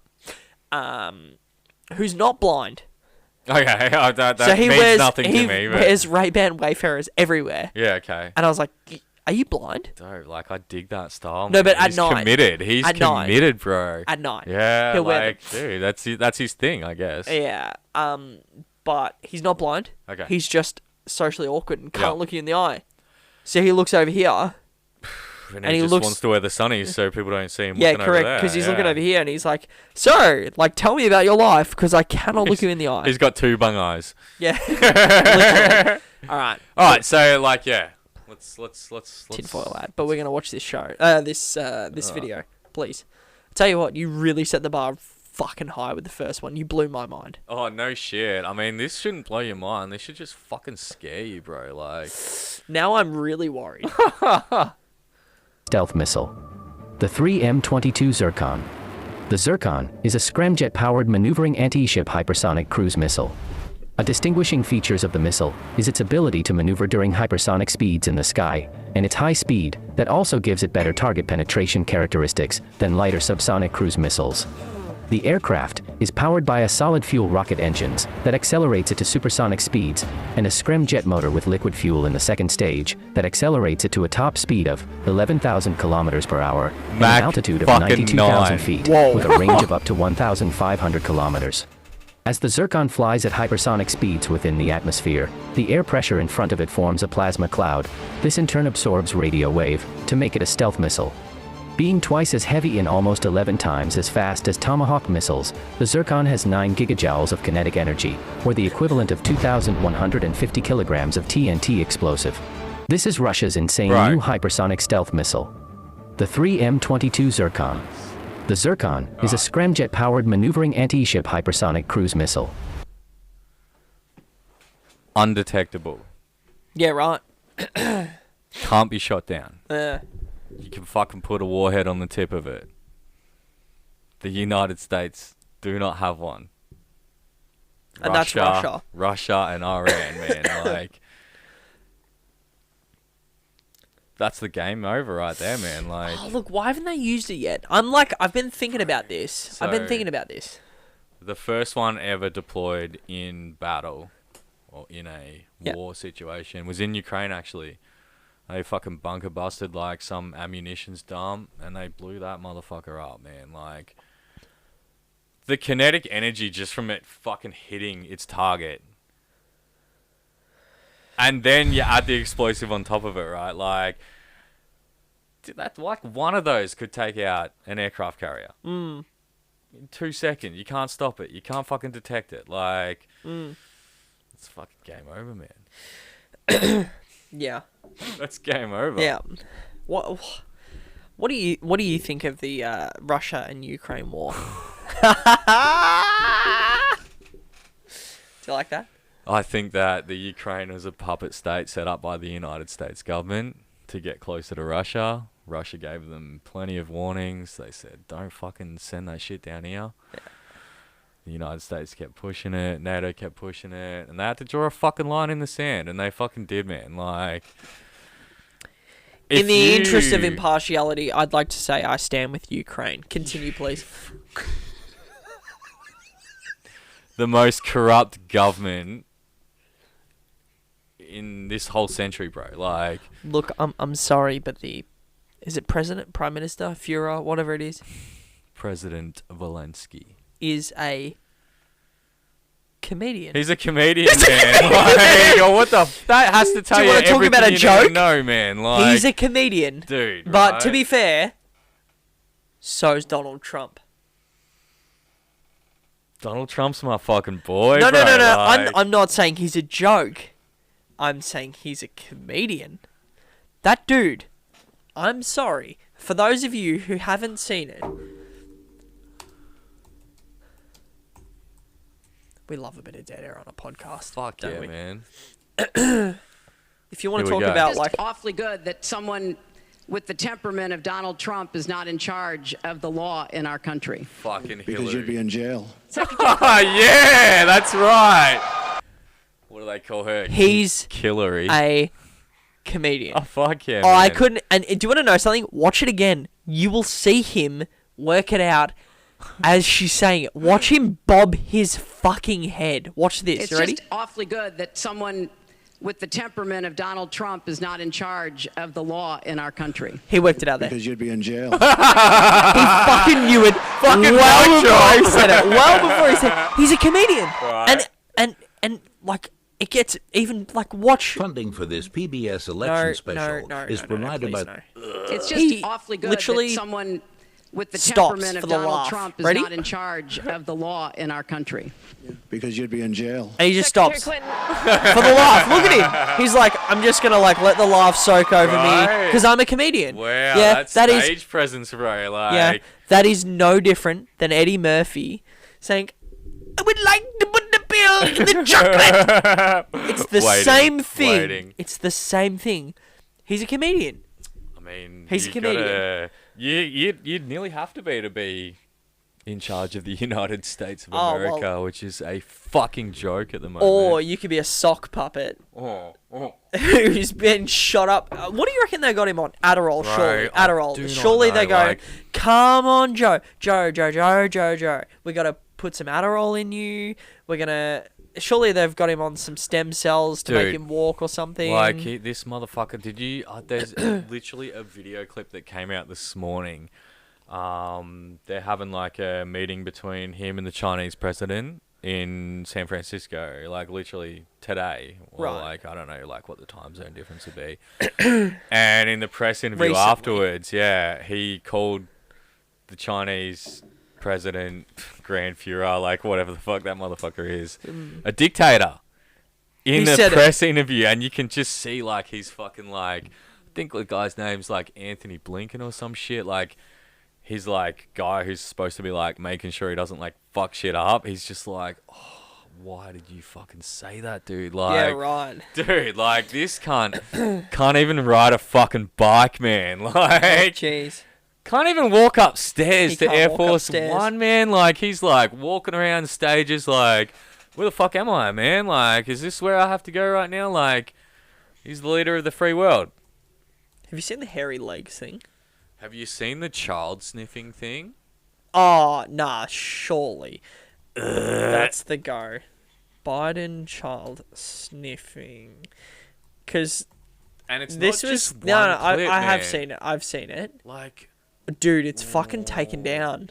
that's the United States government for you, man. Like, The USG. To be free and this will flexible be, and like, creative was so really tame. This essential to clip what I will wanted be to make. so tame. Yeah. Some of the news you might have missed this past week. The old Now, Sky I know News, everyone eh? doesn't always believe everything they see on the internet, but far too many do. But look at this. It takes it to a whole new level, Oh, and it fuck reveals yeah. everything that is wrong with woke influencer culture. Okay, here we go. This so-called influencer What the fuck was is this, busted man? pretending to pick up rubbish on the beach. Where's the Biden? Where's the Biden shit? This is the problem. Oh, dude. But then, moments later, Nah. the cameras turned to his 4th of July address. And look, as he walks Nah. by the crowd of Nah, people this is not it. supposedly there to Dude. support him, they're all holding up their phones. Man, like, If you look closely, it looks as though This the is not phones aren't it. even this turned is on. some fucking YouTube. Let me whisper a secret. Don't tell mommy what I told you. What the fuck are you doing, you fucking pedophile? That's peculiar. What the fuck, man? And there's not just like That's peculiar. one video No, like that. I've seen that when he's in the White House. Where's it gone though? Where is it? No, seriously, where is it? Ben Shapiro, come on, surely it's this. There's this little girl, and Yeah, there you it can is. see she's trying to look at her eyes. She's like, sniffing. dude, get off her! Man, That's honey, she's trying to peculiar. get away from him repeatedly. There he is, just grabbing this girl's hair and Yeah, that's kissing her head and feeling her face and what? Oh, yeah, and here's another one. Oh, he's just, and she's like, oh, this is creepy. I don't like it. Why is this happening? And here's another one. Like- Come on over here, little girl. Pause it, and the pause little girl's like, I don't like this. Fuck those fucking parents who put their fucking kid in that situation, man. Like, Yeah, man. 100%. And do you want to know the issue? It's not discussed. This is not talked about. If you said to a friend of yours, "Oh, have you seen the Biden sniffing video?" They'd be like, "Oh, what does he have? Like, does he need a Claritin?" no shit, man. He's a fucking rapist. Dude, like, he's like this sort of like the reason he doesn't fucking pass out on stage is because he's like fucking. They're shooting him up, man. They're shooting him up with fucking adrenochrome from like young fucking 100%, kids, like 100%, literally getting his 100%. blood changed over, like Yep. this fucking Satanist, fucking like secret society, fucking child, fucking. Absolutely. Oh, Absolutely, man. man. The sniffing's And that creepy. cunt is in charge. Hold on. It's just occurred to me that some of our viewers are listeners and they couldn't see. So You don't want to see it, like you just don't. So what it is, it's 35 seconds of Biden taking press photos in the White House with kids, and he grabs them and touches them. That's what it is. That's what it is. Like if you want a video to go with a noise, Bro, if that disgusting that was noise the I noise, made directly man. in the microphone, that's what you just like. Yeah, it's terrible. People need to call that shit out too. Like, People need to dude, call if that shit you out. Fucking saw that shit happening in front of you, you'd be like, "What the fuck are you Hey, what's doing?" going on? Yeah, Hey, like, what's going on? dude, Like, what the hey, fuck like, are you doing? Let's talk about this. Yeah, for sure. Bro, like, I don't know. Have you seen that clip of the Dalai Lama? No. Oh, dude. Oh, please, let's do it. Dude. Yeah. Here you go, Jamie. Oh shit, man. Fucking. Pull it up, Jamie. I don't even know how to spell Dalai Lama, man. Dalai Lama. Kissing boy, there it is. Like, fucking. Whoop. He got cancelled. Yeah, you'll fucking see why in a second, man. That's a Go peculiar. the 27. Oh, no, that's apology. Maybe because it's short, we'll chuck it on. Like, can What you, about like, this? Is that it? I mean, let's hear what the fucking MSM have to say about it, eh? You what? Who's a witch now? What are you doing, man? That's peculiar. What the fuck are you doing? Well, that's peculiar. Oh, yeah. Oh, that's fucking... What? But why now?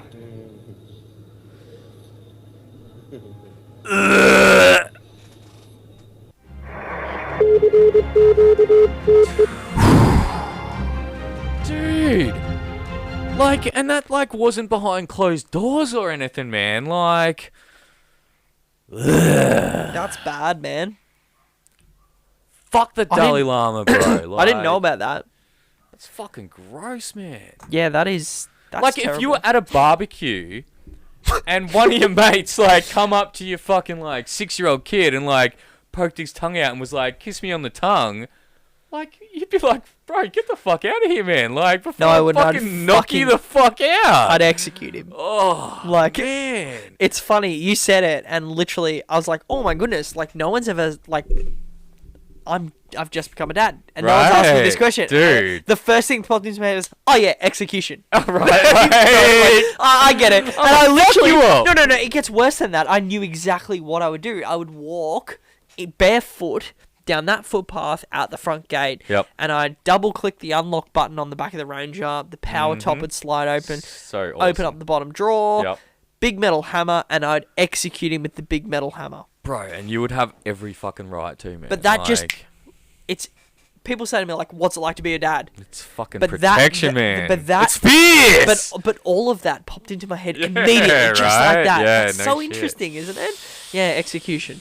Oh man, how the fuck did we get here right now? Yeah. Like, let's You see this? what do we got? One. That's Do you know who that is? That's my boy Jackie. That's Jack for sure. Oh, Jack, if that's you, send us a text.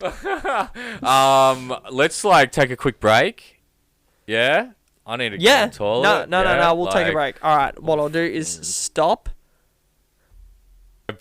That was a good pee. Yeah, Did you have a dude, good it pee? really was. It really Yeah. was. Yeah. Sword fights. I feel like we Should need to we just cleanse the did- palate, bro. Well- Like I still feel annoyed about those videos. I'm like, gonna show you Sam Kinison. So Sam Are you- Kinison. alright, is this like another comedy thing? Yeah. Like, Is that no good? hey, it's fine, dude. Like, that's your jam, bro. Like, go for Certainly it. Like, is. My jam, my bread, and my butter. Okay. So Sam Kinison, interesting dude, was a preacher. Here you go. I'll read his little bio here. Oh, yeah? Samuel Yeah. Burl Kinison was an American stand-up comedian and actor. A Okay. former Pentecostal preacher, he performed stand-up routines that were characterized by intense, sudden tirades. Tirades, yep. Punctuated with his distinctive scream, similar to charismatic preachers. He better fucking scream in this video, man, I'll tell ya. He fucking screamed. Yeah, nice. So I actually think he was possessed. Okay, let's so he had a car accident, and he like literally was like, "I'm not a preacher anymore. Wow. Roseanne Barr had the same thing, dude. So I a lot of fucking comedians love Roseanne, man. Like, yeah, she's like fully. Yeah, I love her. She's great, isn't she? She's gone into my end of the pool now. Like, what's that mean? They're just the fucking fuck the government. Everything's a conspiracy. Like, she's I'm gonna tell Jack. We are back. So we have one live viewer. By the way, just so you're aware. Let's hear it. Because I feel like a lot of podcasts get real wind and then they talk about their one viewer. Okay, yeah. Right now we're live and we have one viewer. Yeah. I mean, yeah. So like, but I love it. I'm like, dude, that's more viewers than I have on a regular basis, man. Like, yeah, literally we got one viewer. That's anyway, right. Sam Kinison. So I'm a bit of a stand-up nerd. I love stand-up. You fucking love it, eh? I love stand-up. This guy's nuts. But like, you love the nuts and bolts of it, man. I'm going around the country. I'm trying to get as many yes. You do. All right. people as I can not to get married. Promise never to get married. I've been married, and I'm just trying to help. This is already not the video I thought it was, but we're going to let it play out. Some of you never been married? You never been married? What's your name? Michael? Well, Michael, if you ever think about getting married, if you ever think you've met the right woman, you want to settle down, change your life, you do me a favor, Mike? Remember this face.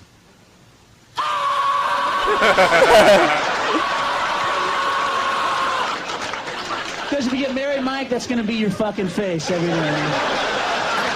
It's the face of I think he's doing it wrong, if that's the face. Look, he wakes up. For the record, this is not a reflection of my marriage at all. Oh, dude, like, this is definitely the portrayal of a terrible marriage, which I know I don't have. I'm pretty sure you don't have. I'm married to a queen, bro. Like, she's my whole world. I love that woman. I want to do everything with my wife. Seriously, I nearly texted my wife today and said, "Hey, come hang out. Come hang out for the podcast." Well, that yes, but I nearly said to her, "Hey, do you want to do a car show together? Like, I want to do a car show with her." Oh, true. Yeah. Like, and for me, a car show is sacred. I mean, because that's my big workup. Is like everything I do, I want it to lead to the car show. Yes. Yep. But yeah, no, she's like. Fucking love my wife.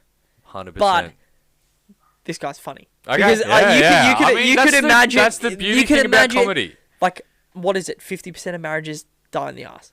So he's obviously married some dipshit. I think it's like a higher percentage than that now. Like, I know. Most of them. I feel like it's most of them now, to be honest with you. Yeah, it's a thing, man. It's definitely a thing. Up in the morning, it's the truth, man.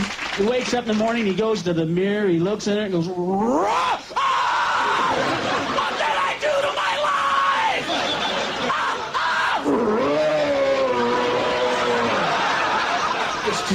It's true, folks. Well, there's one good thing about marriage. I don't want to put the whole institution down. There's one good thing about marriage. Best thing about marriage is that these are connected. They don't come on. Because if they did, your wife would take it as soon as you got married. She'd go, "You're married now. You won't be needing that."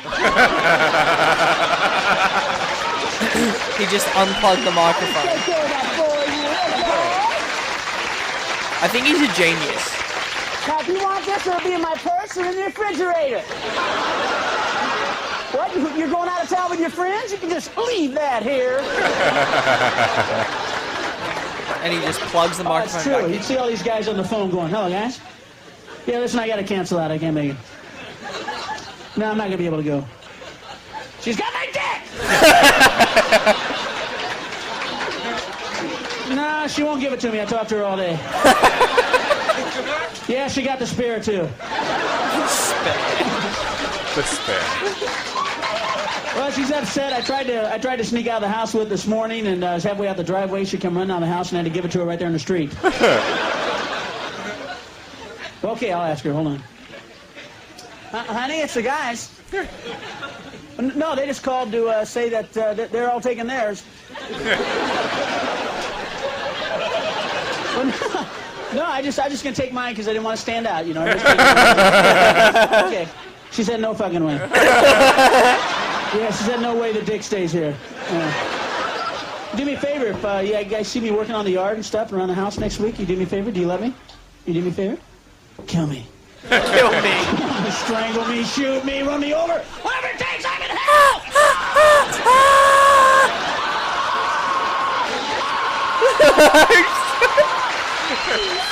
Why are you yelling at me? Hey, I'm just trying to help. Kinnison. There you go. Kinnison. Definitely an acquired taste. Look, I think it's a bit like absinthe, yeah? You don't go out for a nice glass of absinthe. You could drink absinthe to get fuck up. Correct. Yeah. And you don't... I have to... I'm pretty convinced he's possessed. I mean, like... Based on his background. Yeah. Like, he was a preacher, head injury, gave it all away, and his entire career is based on... Yeah, but like I don't. Doesn't a comic have to have like a gimmick? Like that's his like thing that sets him apart from other comics. Like that's. He also. That's like I've watched thing, a number of documentaries on him. There was something not right. No shit. There was a loose thing, and like always not right, or just since the car accident. The car accident. Okay. Yeah. And he famously could snort more coke than anyone. He would, so people would be like, Sammy's here, and they would line coke along a pool table. And he would do the whole line all along the pool table. And he'd like be like, and like, I mean, like seriously, like that sounds like a good time, man. Like, but sure, but like he used to say like, it's too much. Like everywhere I go, everyone's like, have some cocaine. Yeah, man, like that would be have some cocaine and scream. That would be the dream, bro. Like, yeah. Look, Bert Kreischer talks about this. You know who Bert Kreischer is? Love him. Yeah. Yeah. So, but he talks about this because he's like the party king. Yeah. The Machine. The Machine. Did you watch the movie? I actually haven't watched the movie. It's bad. Yeah, I heard you say that. Damn it! Hey, I was so disappointing. keen. I was so excited for comedy. The joke is like such top tier that like anything else is like. Yep. It's not gonna. It's not gonna. Jack loved the movie. Jack loved it. Yeah, wow. But it just wasn't not my vibe at all, unfortunately. Jack, you fucking bailed on us. 0 viewers. That's alright. Anyway, let's get into your... Alright, let's go. What was it? So we did do number 3. Alright.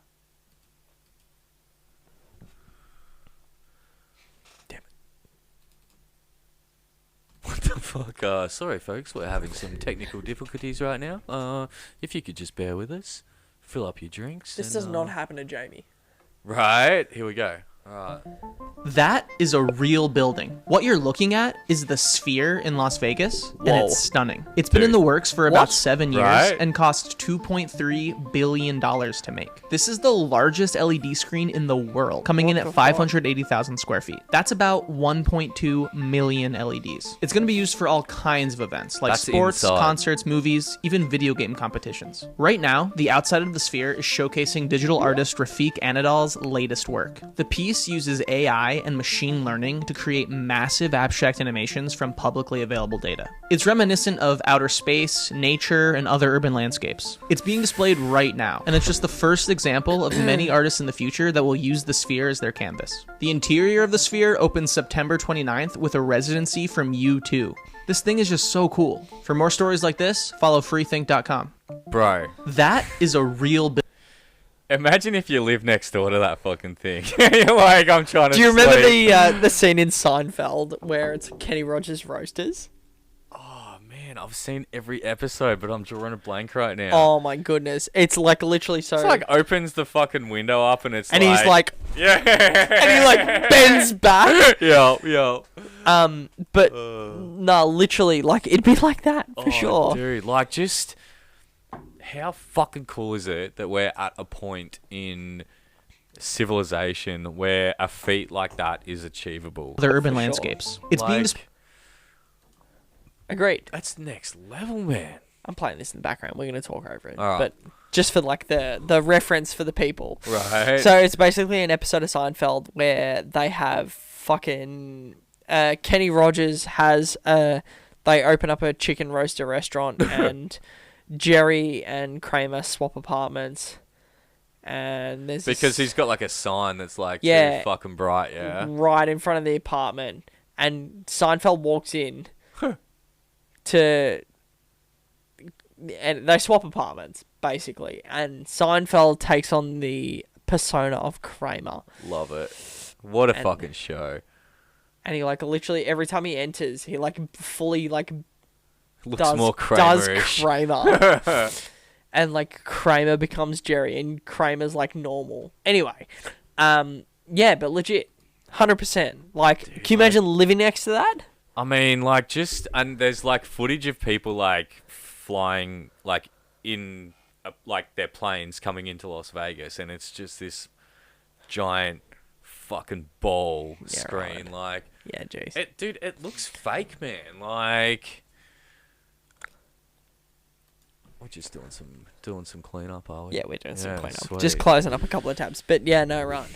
Look, that sort of shit almost scares me. I look at it and I'm like, that's amazing. But there's a part of me that goes, I'm supposed to go into the woods and with my bare hands strangle something and then eat it. Right. And then now we're in Las Vegas and there's a building that looks like a television screen. A circle sphere.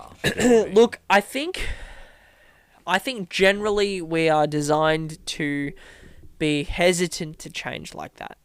I mean, I think you don't know that that's what humanity needs until someone like steps up and brings that shit to the table. You know what I mean? Like, I'm sure like the Egyptians were like, oh, we're fucking fine, and then like some pharaoh built a fucking pyramid and they're just like, holy fuck, man, like.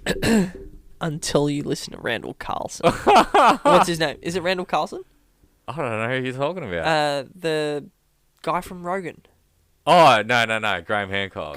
Yeah, no? But his mate's Randall Carlson. Oh, yeah, the stone guy. Yeah.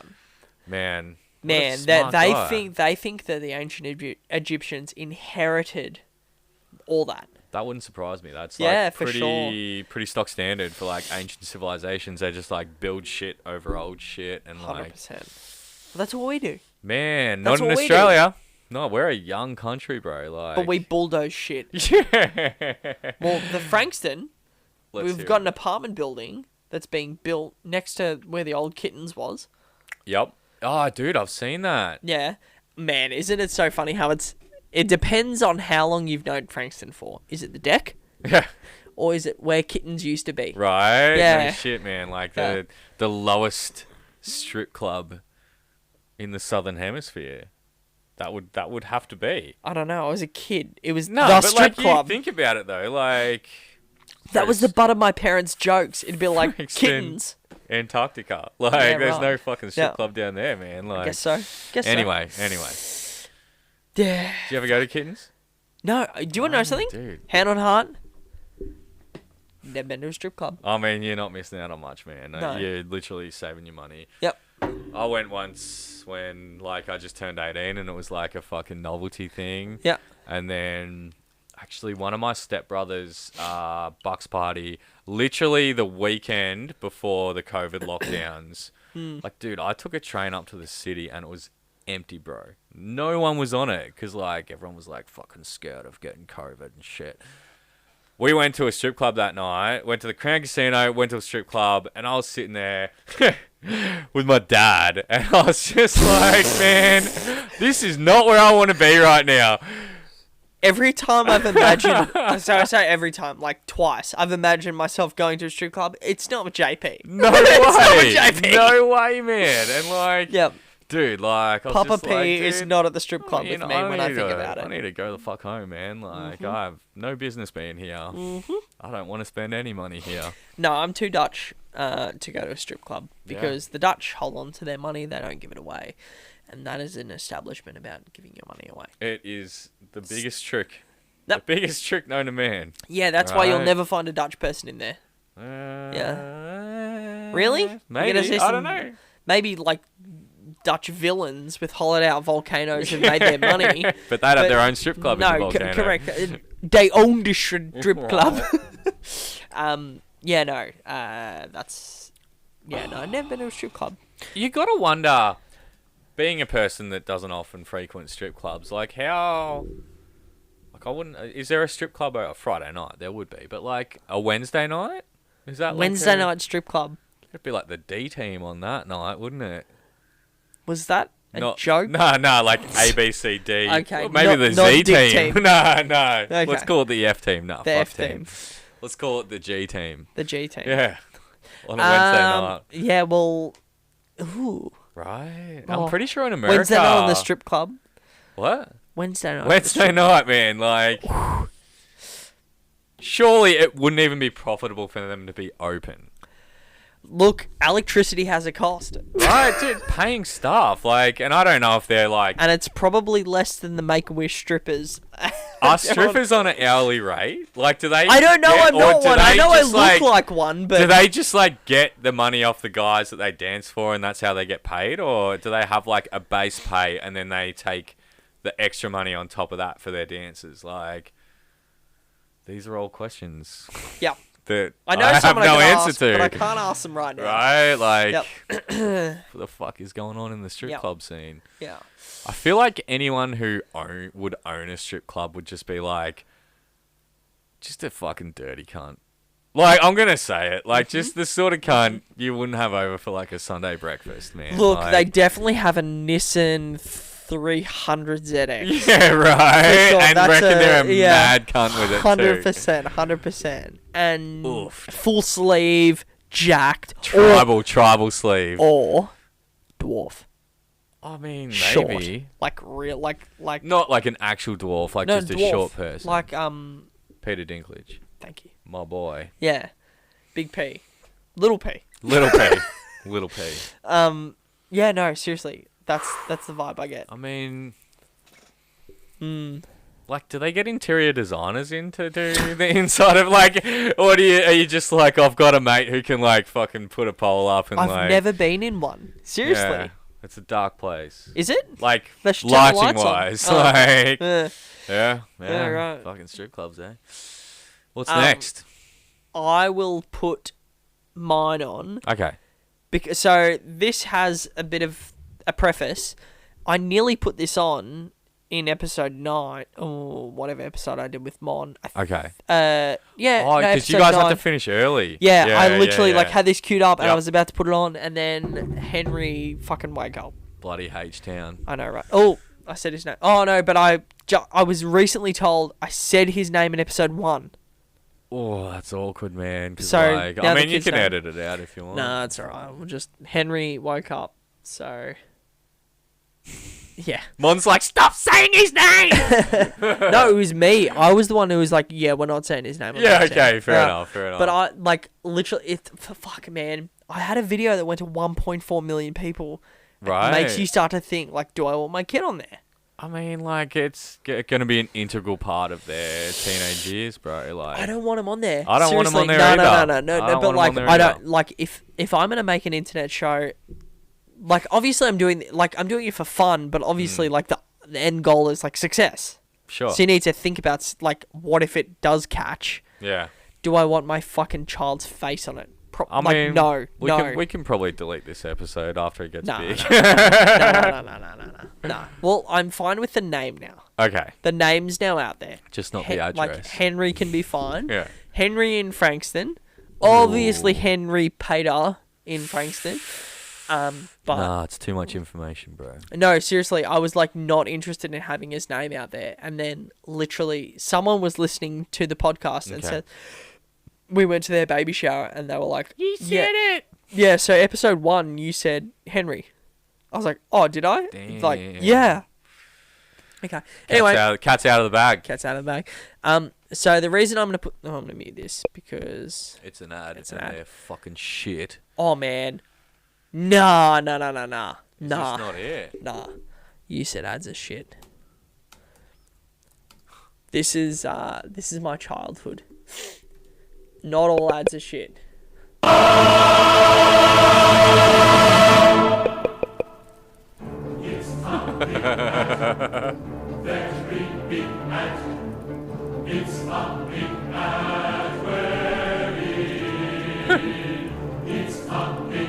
That's a good effort. It is big. I wonder where they filmed it.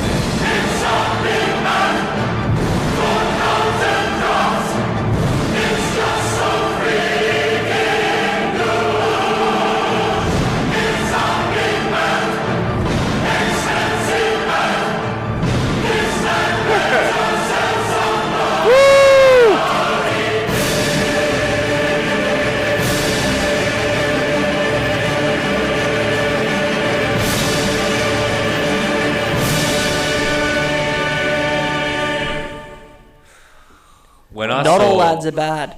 When I saw the little image that it was going to be, I fully thought you were going to play that Qantas ad. No. Yeah, because of the choir kids, Is it singing. they did a whole inclusive ad a while ago? When I say a while ago, when I was 18, they did an inclusive ad. What do you mean by inclusive? It was all about, it was a very PC ad. And I was 18. It was the first PC ad I saw. And I remember I was 18. So this was 8 years ago. And this was the start of woke culture. And Qantas did like a whole, like, we'll do this, we'll do this, we'll do this, we'll do everything. And I was like, oh. Man. And even 8 years ago, I was like, what a fucking waste of an ad that was. That probably cost you $1 million to make. What a fucking crock of shit. Just tell me, honestly, I'm going to serve you beer on the plane. That's all, like, is there beer on the plane? That's right, dude. Can I just say, like... you can say anything you'd like. Sincerely... You've said everything you'd like. Sincerely, from me and my wife, fuck Qantas and fuck Jetstar. Virgin. I only fly Virgin. And do you want to know something? If you're very intelligent, Tell me. Can spy and spy and spy and spy and spy like I do. Like, on what? And you can book business class flights for the same price as normal flights. Not like all the time though. Like you got to be like. We fly to Queensland a couple of times a year. You do. Yep. And a flight to Queensland usually costs for one ticket one way $260. Normal. Yep, normal. Like you got to book cattle a ticket. class. Yeah. If you're very careful and you book ahead, you can spend $300 and get business. How far ahead? 6 months. Yeah, see, man, like, I don't... So, I've only ever flown business to Queensland, and my God, do I get drunk on those flights. And the woman, whoever she is, will come around and go... The stewardess. Would you like some more champagne? Fuck yeah, I do. Does a bear shit on the cafe? Yeah, fuck yeah. Of course I want more champagne. 100%. I've come here. And do you want to know the best thing? Tell me. For my extra fucking $40, Yo. I stare directly into the face of every poor bastard. And I go, fucking, it's back there. You're back there. Are you row fucking 29? You yeah, peasants. mine. I'm single digits. Not only shit. number one. I get my own dunny. Right. I'll be thinking about you when I shit for an but you're extra like, $40. You're not like behind a curtain in that, are you? Like you're just at the front of the plane. I'm behind a curtain. You're behind the fucking curtain. I live in the curtain. Some fucking Wizard of Oz shit right there, man. Yeah.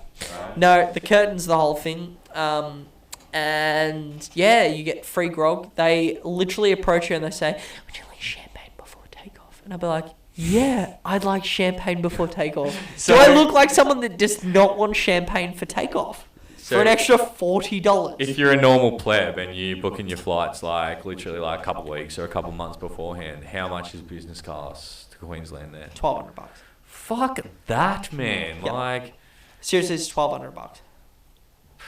It's not worth it. It's Not at all. No. So what would be worth it at that point is just chartering your own flight. Drink beforehand. Yeah, like drink no before. shit. Like if you're an alcoholic, drink beforehand. Right. But like seriously, you walk in. Number one, they said like you get to go to the lounge. Okay.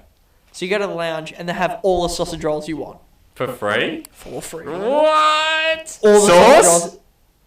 Man, do they have sauce? One type.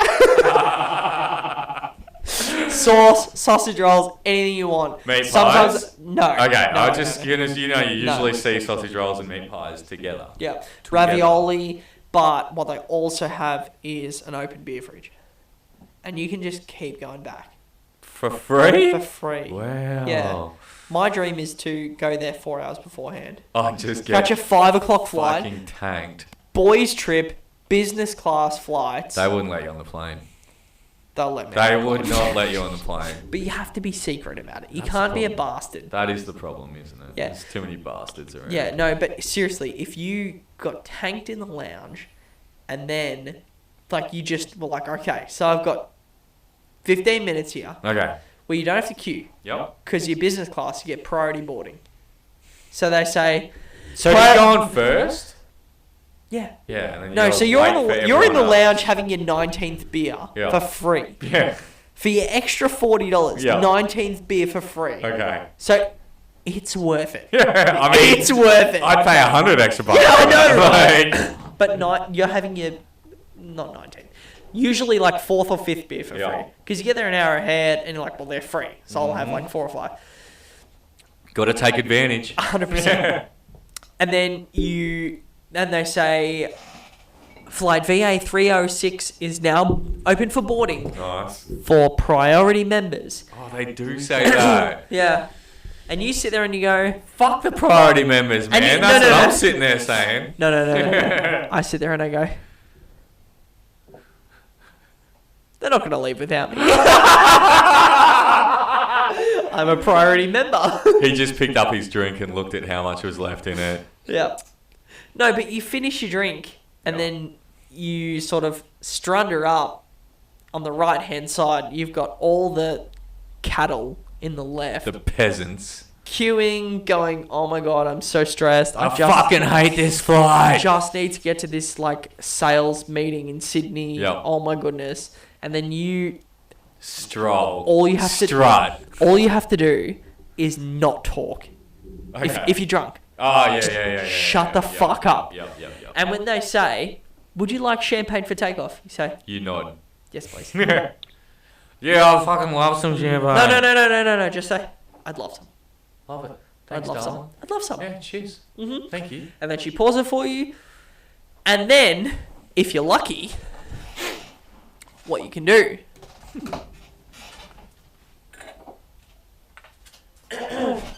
is steal 3 champagne glasses. Dude, like that was my next question. Is it in one of those plastic cups or a fucking glass? What does that say on the bottom? Oh, dude. It's got the Virgin insignia on it. Yep. A massive V plate. Yeah. Oh! Because I am a child and I thought I'd steal the champagne, so I stole 3 of them. I fucking respect that, man. Yeah. Because you've got to. You've got to. Man. If you've snuck in to the rich people section of the plane, what are you gonna do? You're gonna take some memorabilia. 100%, Yeah, bro. Like, yeah. you peeked behind the curtain. 100%. Like, I'll get used to this. So I've got 3 of them. I'm going for the set, so I need to get another 3 next time. I like that. Yep. Yeah. Life goals. Mm-hmm. My wife, bless her, we were waiting to disembark. Yes. And I stole 1. So show me. So 1 was from the flight over and 2 were from the flight back? Or? Correct. So this one, let's say, I put it in her purse. Okay. And she goes without in her knowing, or? She goes in her purse to grab her phone, standing next to a flight attendant. What the fuck? And she goes, "What's this doing in my purse?" Come on, you're fucking it up for everyone. Standing next to the flight attendant. Come on. And I go, "Oh, whoops, I must have accidentally put that in there." And I look her dead in the eyes as if to say, like, thanks for ruining my gimmick. Right? Yeah. So did you put and it then back, or? No, but the flight attendant was so cool. And she She's goes, just like, just chuck it in your cup holder and we'll deal with it later. And I go, no wink, worries. wink. And I put it in the cup holder. She turns around and I put it in the back of my shorts. And that's how I have 3 of them. Thank you. That's how I got smashed glass in my butt cheek. Thank you, Beardy Branson. Thank you very much. Anyway. Okay. No. Richard Branson. Oh, yeah. But he's got a beard. Beardy Branson. I like that. I like that. Beardy Branson. It's like a stripper's name. Yeah. That's his stripper's name. Right. But no, that's my flight hack, and I think it's a real flight hack for an extra $40. Look, to be honest, it's not just $40. It's $40 plus carry on. No. Okay. 26 kilos of luggage each. So you can do whatever you want.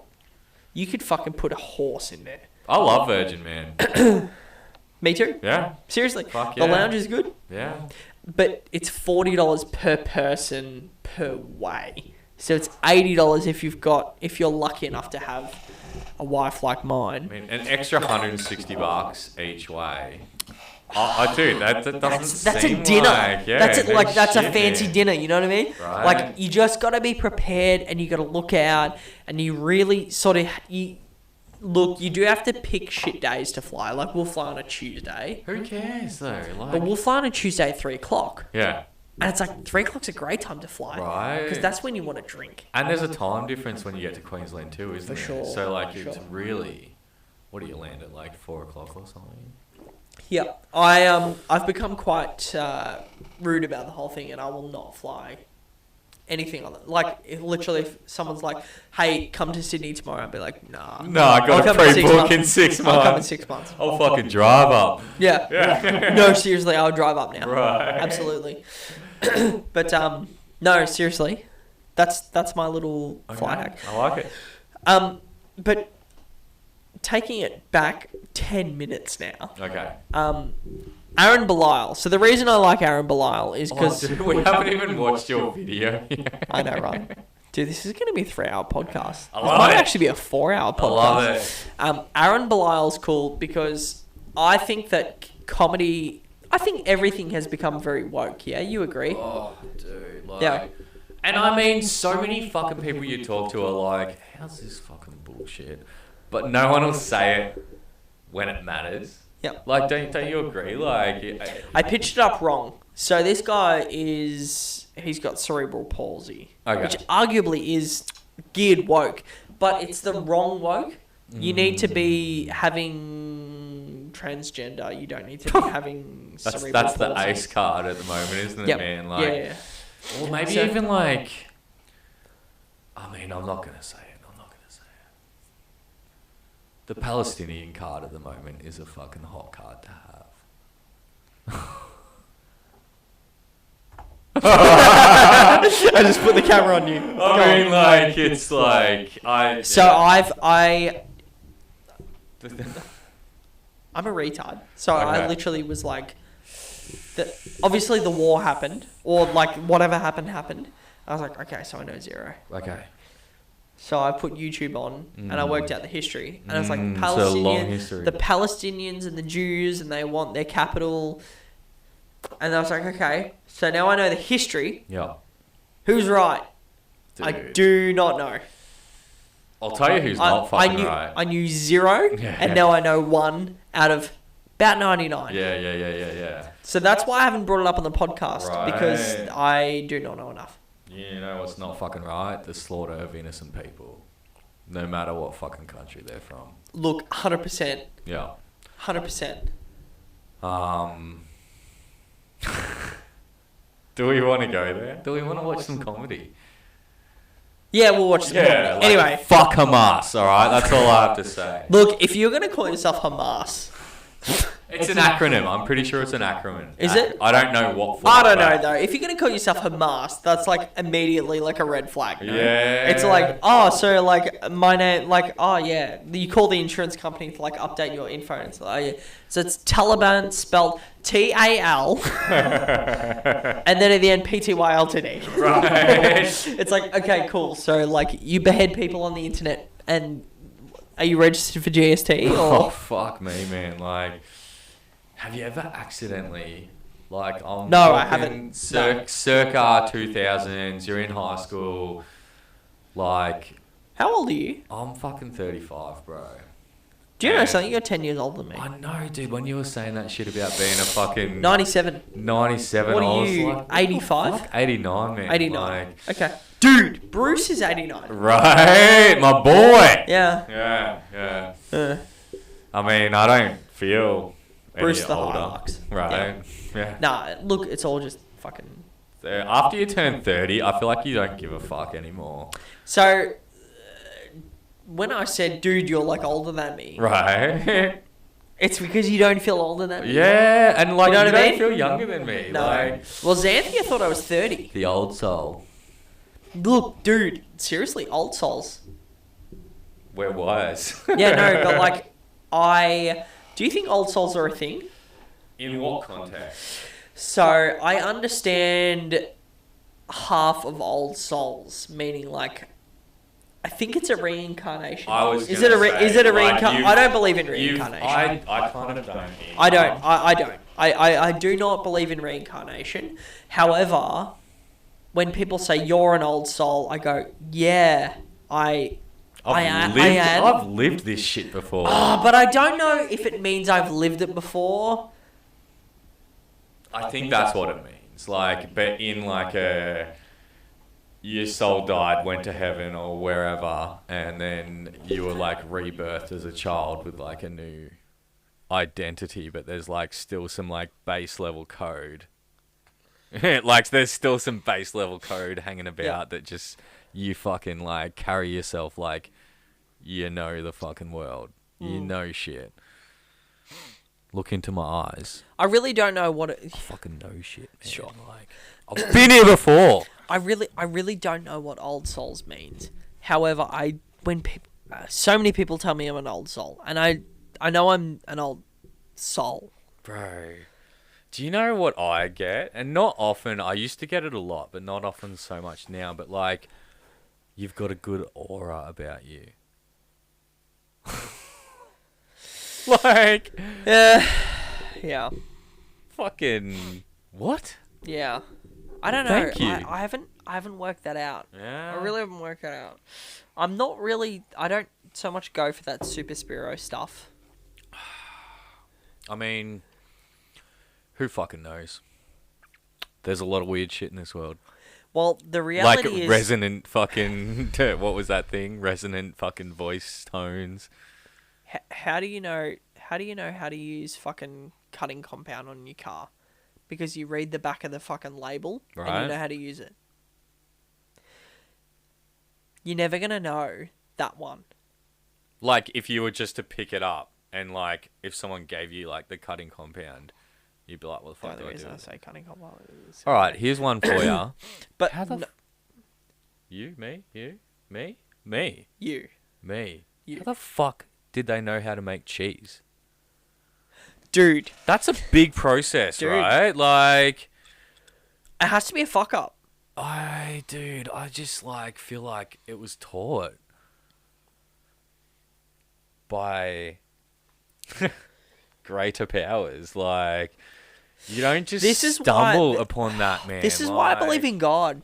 Yeah? This is why I believe in God, because there's so many things that are, like, unknown or, like, supposedly unknown. And it's like, okay, so... The Big Bang, someone described to me today the Big Bang as like, first there was nothing, and then it exploded. Right. There was nothing, and then it exploded. Kaboom. Well, had to have been something like, okay, so if I had butane, yep, or if I had my barbecue at my birthday, right, and like with grease in the grease trap, and then fire, and then it exploded like it did because at my birthday my barbecue caught on fire. Right. That was funny. No, I mean, like at first there was nothing and then it exploded. That is nonsensical. That is the most ridiculous thing I've ever heard in my life. Yeah, but like that's... fuck, we got deep. Real I quick. mean, dude, like, but like that's like what they say. God snapped his fingers, and then God said, "Let there be light." That's it. That's the. But I don't that's the know. line I don't there. know. Like, so if we're gonna use the same amount of words as at first there was nothing and then it exploded. Bang. At first there was a creator and then he snapped his fingers. He said, "Let there be light." But like, you know what I mean? Like, both are the same thing, really. Like, if you think about it, like, I don't fuck with the Big Bang Theory, man. Like, it's too much for my brain to comprehend. Mm-hmm. We're here. Yep. We're here. Don't fucking care how we got here. The one thing that annoys me is when people say they know. It's like, you don't know, you have a hypothesis. Right, exactly. Either. Yeah. You do not know, you have a hypothesis. No You've one, decided. No one could know. Correct. Yeah. Yeah. What's that fucking noise? It's a possum on the roof.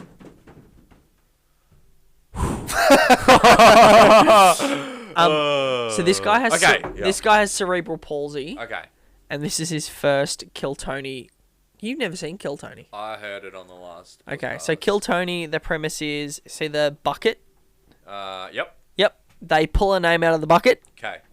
Usually 200 people sign up. Yep. Pull the name out of the bucket, and then it's like, come up and do your minute. Let's see what you got. It's Puppet Master, whatever you'll call it. Put on a COVID mask before coming on the stage because obviously he hasn't gotten good at not moving his mouth at all. Torch, why do you think the guy with his hand up your ass never took the time to get good at being a ventriloquist? Should we go to the bucket one more time? So I've seen the long of this episode, and they had 2 hours of every time they pulled in the bucket, it would be like someone coming up and being like, so, when you're in McDonald's, have you ever noticed it takes longer than 3 minutes? And that was like the full premise. And it's like, fucking lefties, man. Goodness. Yeah. Like it was people that were not comedians, did not have comic timing, didn't have a premise, didn't have anything written, and they just went up there and they're like, I can be funny because like I told a joke once. Man. Yep. Anyway, that's the problem with this show is it's so you can't call if it's going to be good or fucking bad and because you don't know. At this point, it was. I suppose it was in LA, and a lot of that's actors. what makes the good ones really good, though. Yeah. Yeah. Because you got to wade through the fucking river of shit to get there. Mm-hmm. This is actually, I think this is the best podcast. Okay. Ever, but it is such an acquired taste. All right. Yeah. So this is a podcast. Yeah. Okay. It's a podcast. It's the #1 live podcast in the world. All right. Ladies and gentlemen, make some noise for Aaron Belisle, everybody. Aaron Belisle. Make some fucking noise for Aaron, everyone. Fuck yeah, I love him. He's just gone on. He's so happy to America's be on Got Talent. One more time for Aaron, everybody. Come on. Fuck yeah. Fuck it. Doesn't this warm your soul? Immediately. Like I want to. Oh my god. Fuck off. This is what happens when you're poor and you cannot afford full YouTube. It's embarrassing, isn't it? It is a bit. Maybe I'll start paying for it. Nah, it's too expensive. Okay. He's so fucking happy. I love how. Oh my god. Look at him. I'm a better ventriloquist than that other fucking idiot.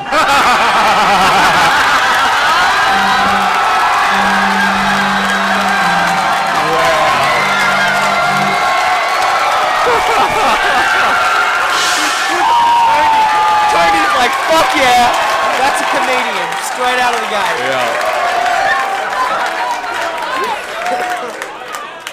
This doesn't count for my minute.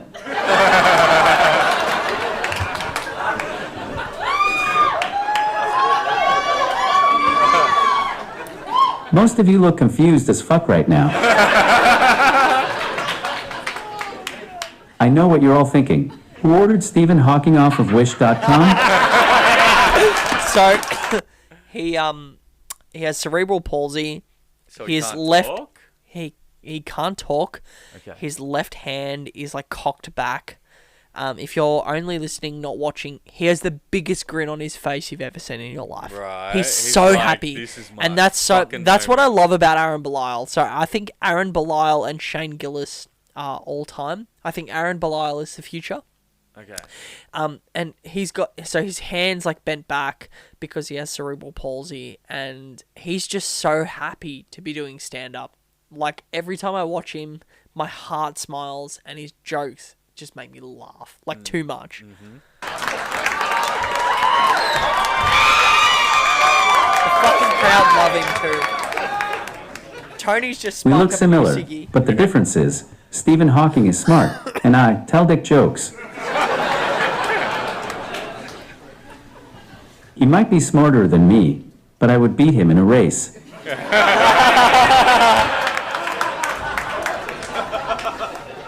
Unless a hill is involved, then I'm screwed.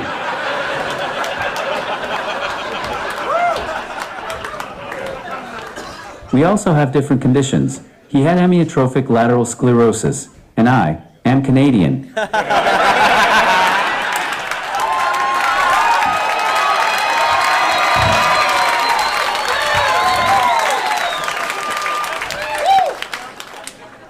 I'm French Canadian, on my left side.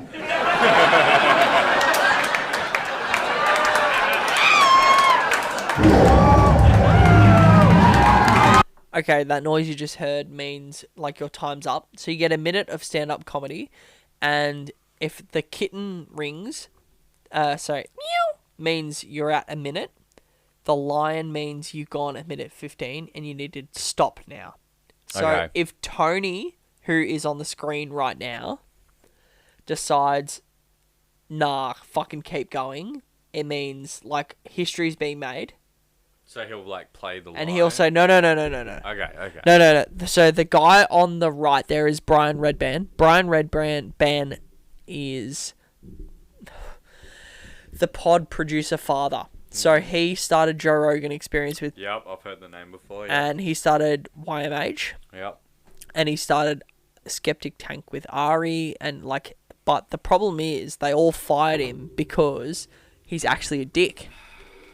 He looks like a bit of it. He's a dick. Yeah. To be honest with you, he looks like a pedophile. Yep. Possum. But Tony has kept him on. Okay. Not sure why. They are now selling out arenas. Yeah, wow. Like, they have got a New Year's show that, like, if it goes live on New Year's, I'm going to set up the projector.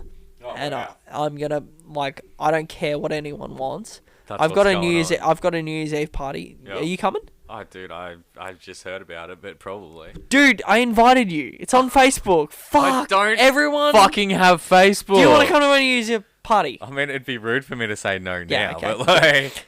It's a potluck. Yeah. Okay. Okay, cool.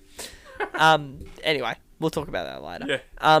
But basically, they're doing a New Year's Eve podcast in an arena, and if I lived in Texas, I would have bought tickets. 100%. Yeah, I would love to go to Texas, and like just do the comedy thing. Texas is where it's at.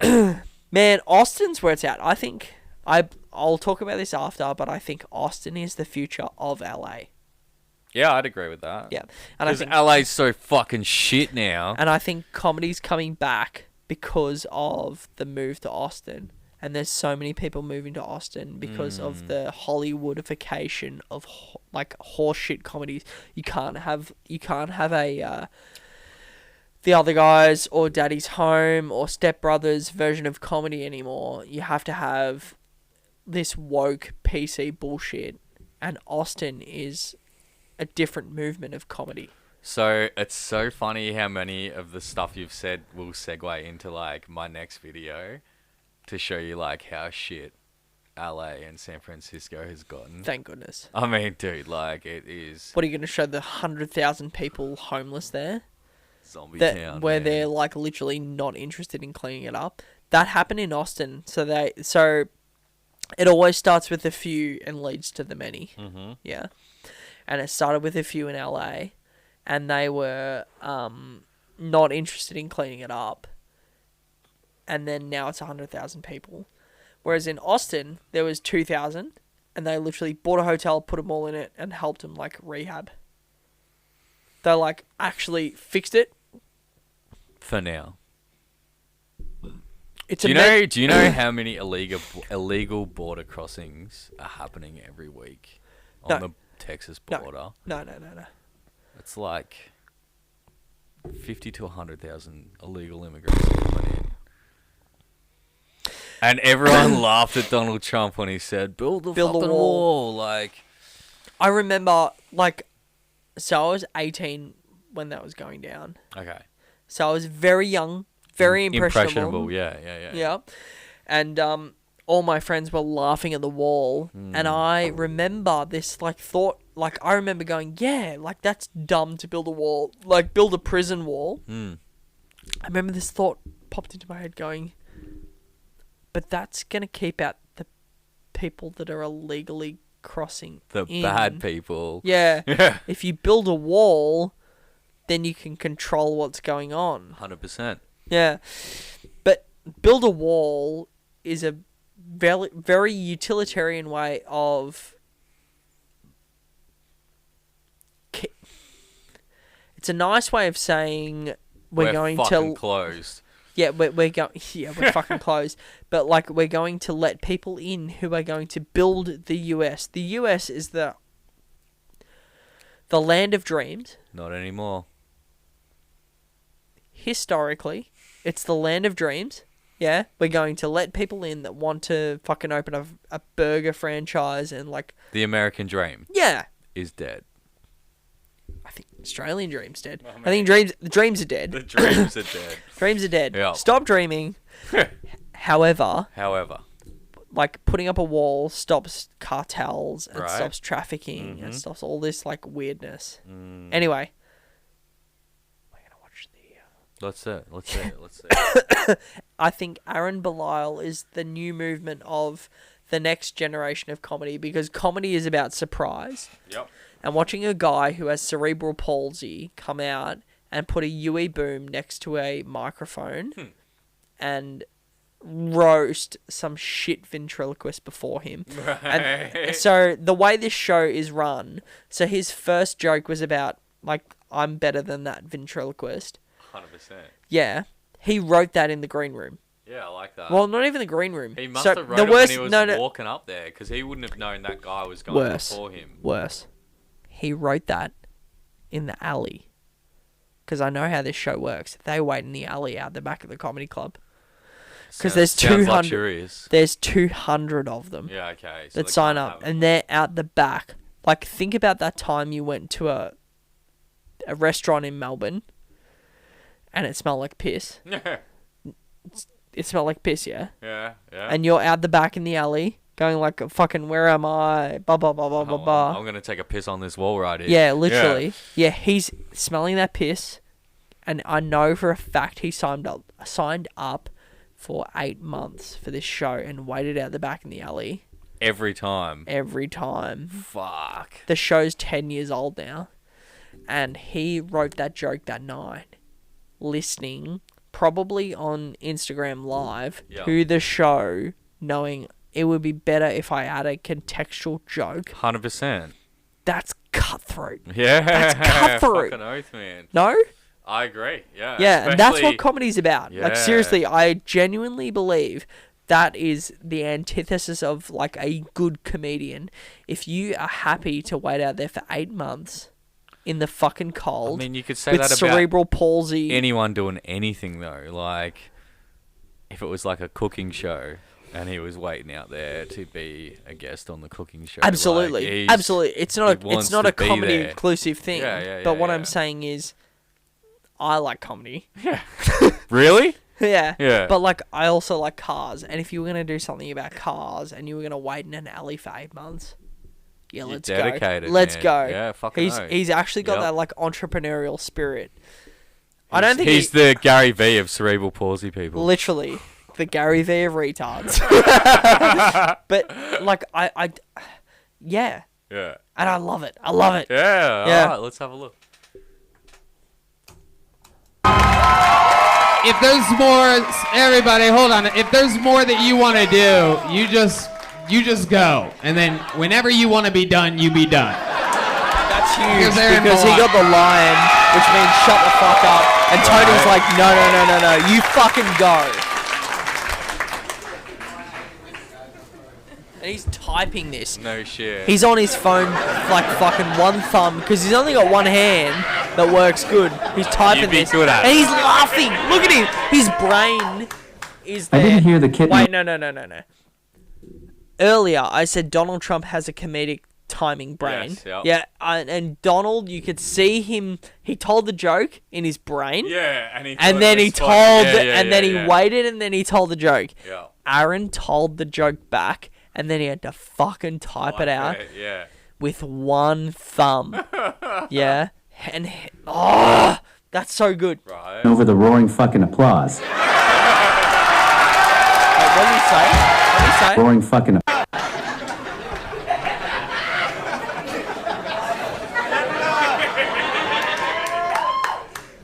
I didn't hear the kitten over the roaring fucking applause. So the kitten comes in at the minute, and then the roaring bear comes in at a minute 15, which means he went over, and to be honest with you, I didn't hear the kitten either over the roaring fucking applause.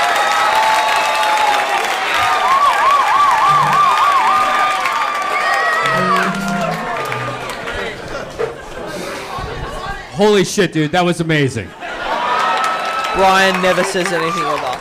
I don't even know where to begin. What do you want? You can have whatever you want. What the fuck do you want? MemTime is a software for Windows, Mac, and Linux. Turn that shit off. We're not. What do you want? It's mem time. You tell us what the fuck you want. What did you come here? What does he want? This is going to take another hour. This interview is never going to end. This might be a 2-part fucking exclusive. The longest, worst, best episode. What the fuck was my last question? Oh yeah, what do you want? Just two hits of that. Tony, how are you gonna make fun of my disability when you look like you're dressed by your fucking bass player? His bass player is blonde. That's true. Famously blonde. Wait a second. Wait.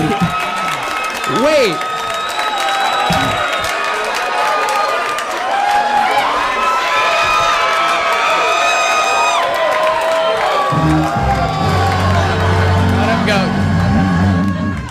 Does he cut your hair too? Yes. This is incredible. And it's great because you know that he's coming up with this on the spot because you see him just typing. He could have pre-written all that shit, but he's just like, 1 second. He did. He said, I asked him what he wanted. I was going to give him anything in the world. He started making fun of me.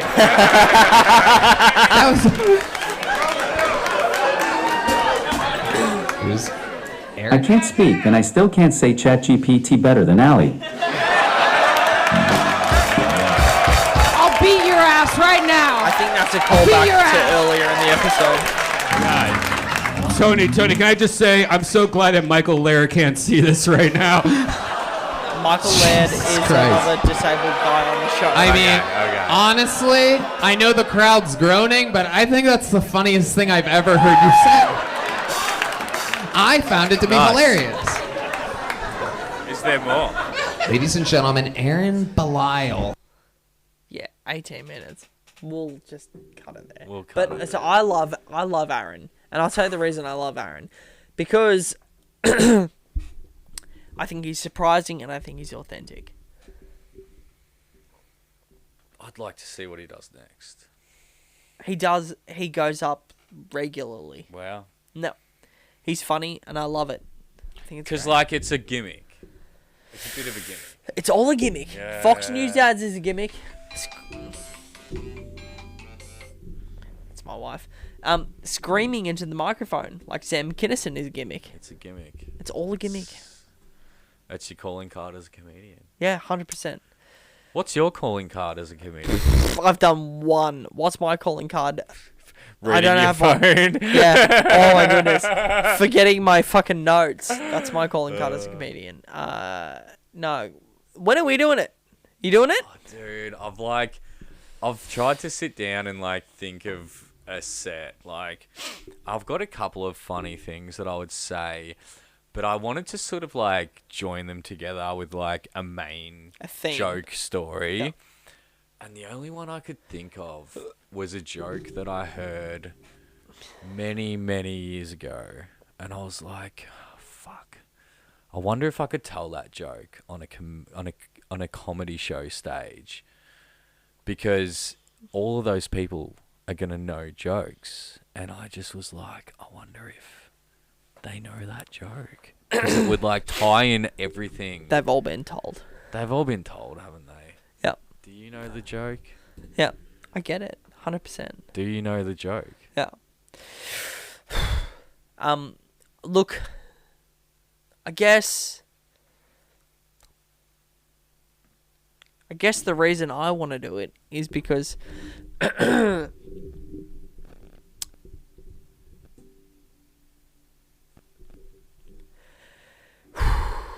I feel like it is the ultimate thing that I could do with the brain that I've been given.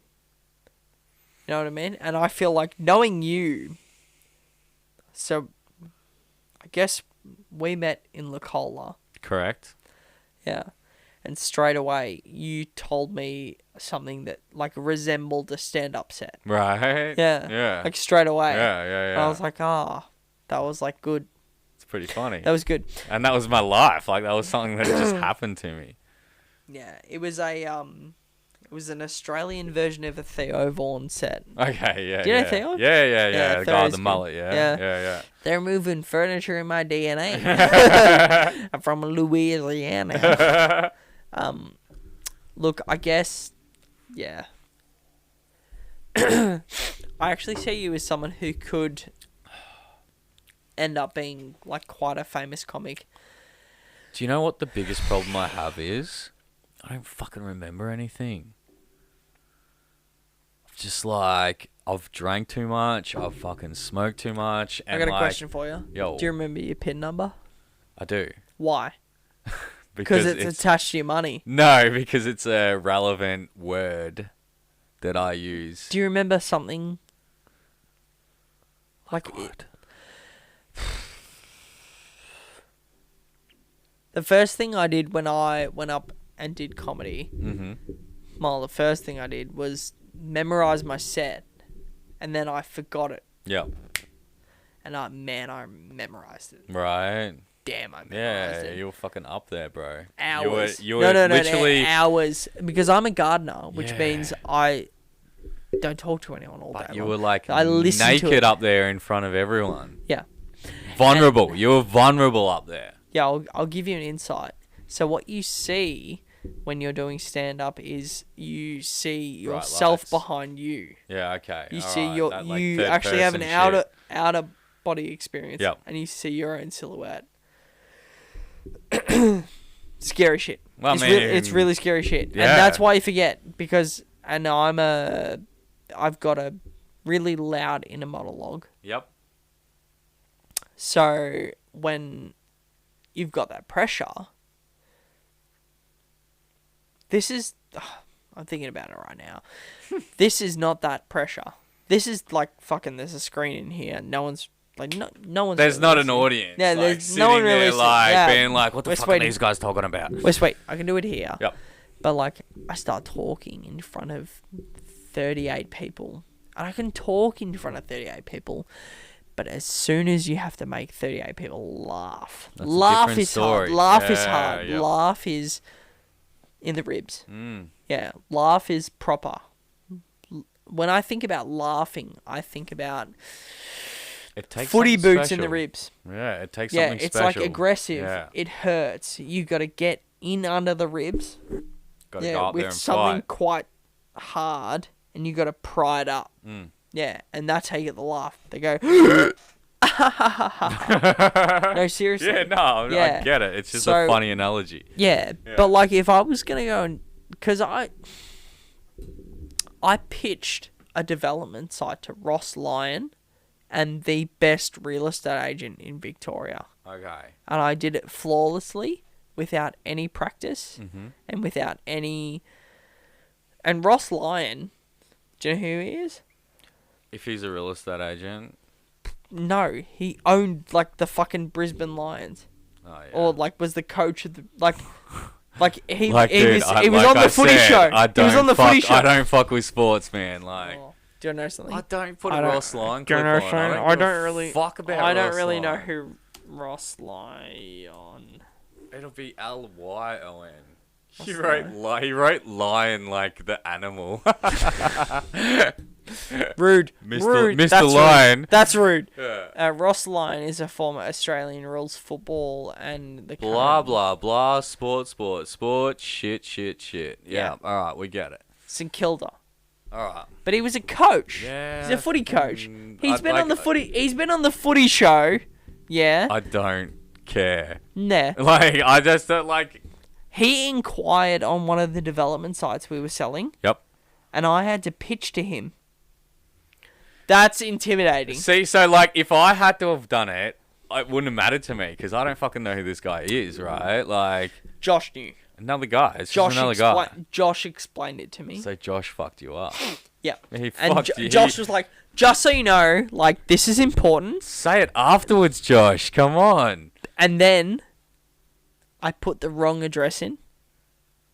And we were late. Oh, that's awkward. And then we walked in late to this guy's office. And we walked in with our gimmick, which was make real estate great again hats. Okay, yeah. Yeah. Did he like that? No, he's a liberal. Oh, shit. And we didn't know. You only get one chance at a first impression. So we did the whole pitch, and then, so the moral of the story was I was fine. This guy's been on the footy show, which is quite large. Yeah, and I was fine. I didn't care. But going in front of 38 people I didn't know to make them laugh, making someone laugh is it's a whole nother game, man. It's a whole nother game. So like, it's quite hard. But basically, at the end of the pitch, we gave them hats, and they said, you gave him one of those hats. Do we have them in here? Yeah, it's just up there Is on it? the top shelf. Oh, do we? Oh my goodness! Wait a sec. Okay. I'm gonna pull this on. Yeah. Oh man, I'm definitely wearing this for the rest of the podcast. Just blow the dust off it. I didn't realise we had this. No, I thought it'd be like we started a business. Yeah. And we thought it'd be fun to say make real estate great again. Because that's sort of what we were doing. We were taking the dick out of real estate. That was your gimmick. Yeah. But basically, we got berated in front of the guy who was allegedly, what was his name? Mark Weitzel, who's allegedly, so he's a part owner in Crown. Okay. And allegedly the best real estate agent in Victoria. The best shark in Victoria. Yep. Yeah, okay. And we're two boys. Yep. This is Lake's entrance. This is Right. the first listing we had.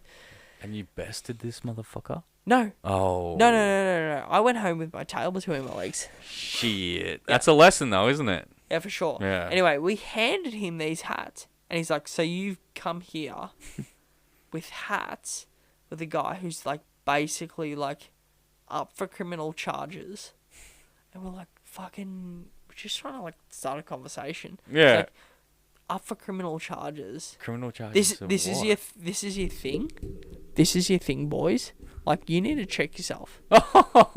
He berated us. Wow. We walk in. He's got a Baroque oil painting of himself behind his desk. And when I say Baroque oil painting, he had a triple height ceiling. Seriously had an oil painting of himself. So it was a big one. Yeah. He followed us up by saying... He followed us up with a letter attached to an email saying, boys, I hope you don't think that what I did earlier was like swinging my dick around.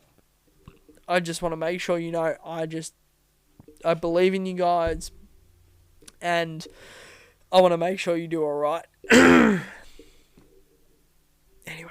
Like, fuck that guy, man. For sure. Like, dude, fuck that guy. Absolutely fuck that guy. Absolutely. Alright. Look, I went home that day with my tail between my legs. Yeah, but you learned something. Yeah, I learned what it's like to deal with people like that. Have you ever heard of a sports guy? Sports?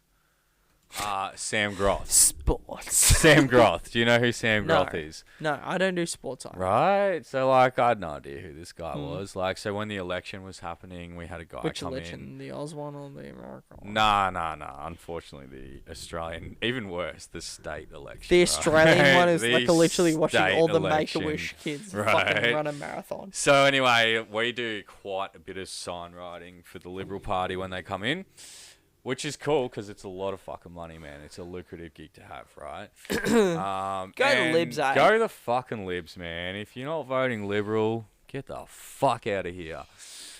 I don't know these days. I was always like that. They're all the same cunts, man. Like, Yeah. But Grothy, he comes in to It's work. the right side of the wrong coin. It is, and they're not far apart on sides. I'll tell you that for free.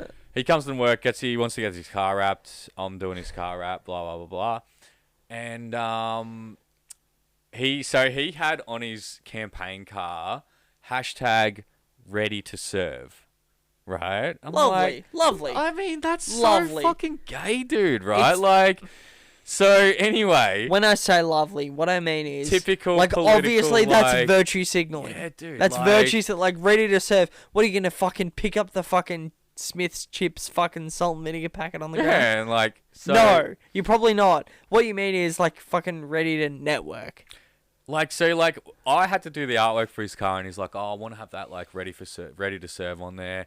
And like I called him up, and I was like, "Dude, are you sure you want to have that on there? Like, try and get something that connects you to the kids, right?" I suggested froth for groth, right? What a fucking sick statement. Froth for groth. Anyway, he's like, nah, I want ready to serve on there. I'm like, all right, dude, you're paying me. I'll put whatever the fuck you want on the car. For sure. He comes in, has a look at it, gives me the thumbs up for it, blah, blah, blah, walks out. And one of the guys from it comes up to me and he's like, "Oh, do you know who that was?" And I'm like, "Oh, it's that Sam Groth guy." Old mate. Yeah. And he's like, "Oh, she's like a famous tennis star." Ready to serve? Ready to serve? So, like, he's got, like, the world record for fastest serve. That's a whole bunch of horseshit. If I've ever heard it, that's a whole bunch of... Am I getting you in trouble by saying this? Who gives a fuck? That's a whole bunch of horseshit, honestly. He's a top bloke, I will say. He's a top bloke. He might be a top bloke, but Dude, seriously... I love it. The problem is, there's all these fucking sayings out there, and it's like, fucking, are we in a cult? Dude, but like, it's probably like, it makes more sense when you know the background of the guy, yeah? Like. Sure. But if I said ready to get 1.4 million views on a fucking video, you'd be like, what a fucking asshole. Yeah, that's a fair call. Yeah, That is it's a fair fucking bullshit. Like, fucking tell me what you're actually gonna do. No? call. Ready to fucking change your community. Yeah, that's a good one, man. That is a good one. My dad came on here. Yes.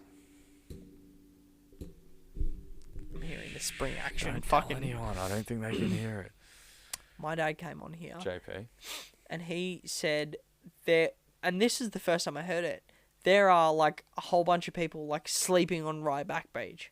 I was like, Yeah, dude. and I was like, oh. And on the front Oh, beach. like- they like sleep like- under the beach boxes and shit there, I was like, man. oh. Hmm. Oh. Got to do something about that.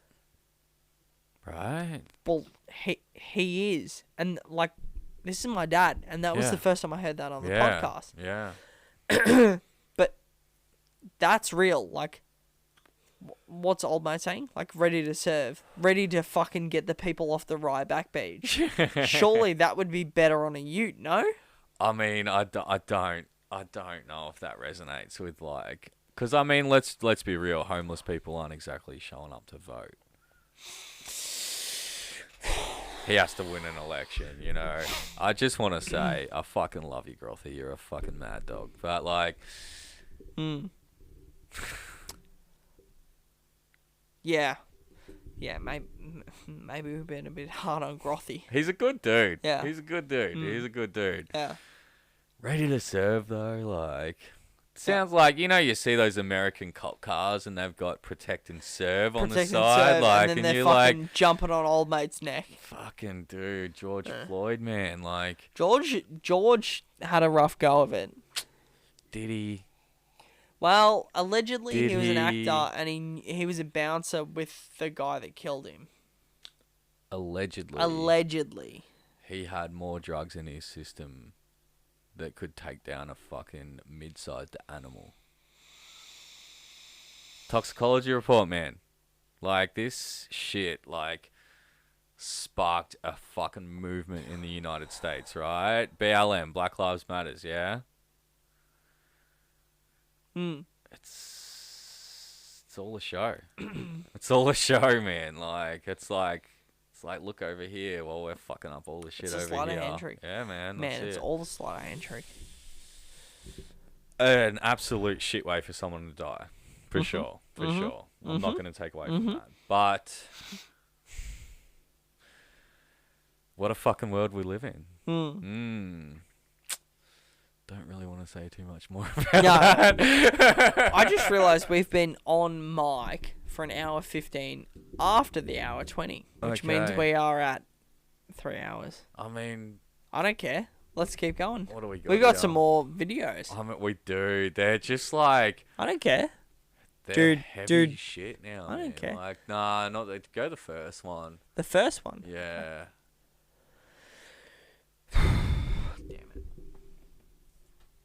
It's doing that thing where it's not loading again. Andrew's figuring it out, guys. Just stay.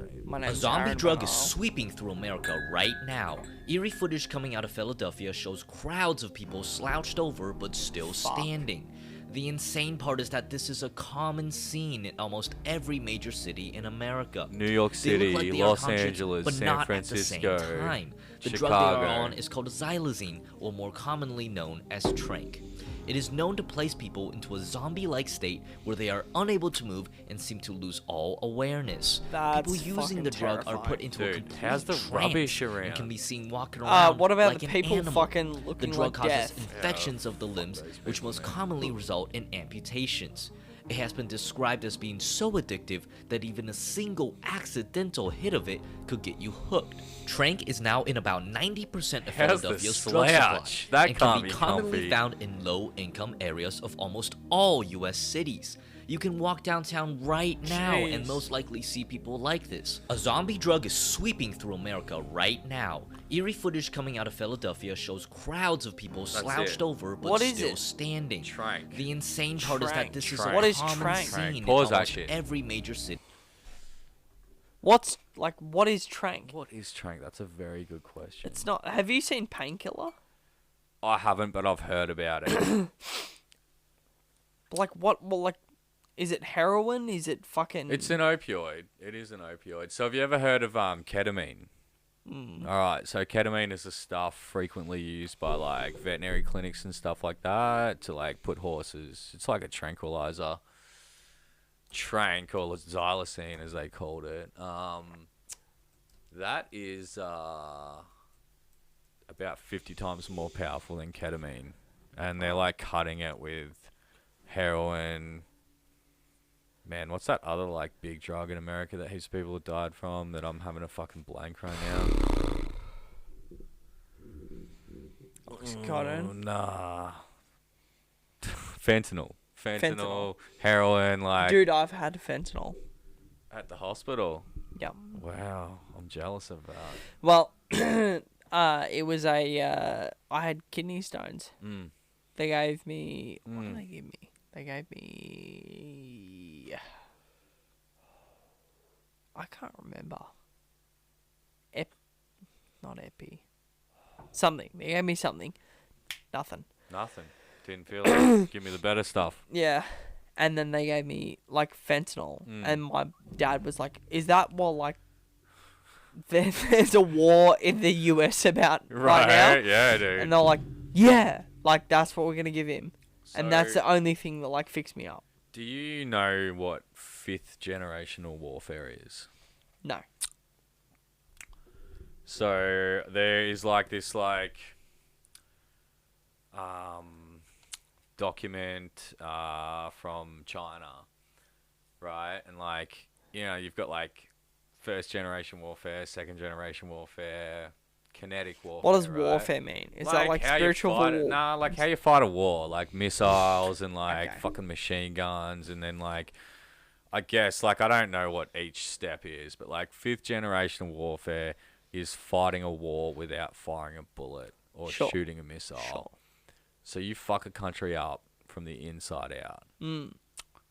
That's what this is, man. Mm. Like, you flood a country with a concoction of drugs that is completely from the fucking devil himself, that'll like take limbs and just fuck a whole community up. And it's like flooding over the border from Mexico, straight from China. Fucking, you already won the war and you haven't even fired a shot. Fucking bring it down from the inside out.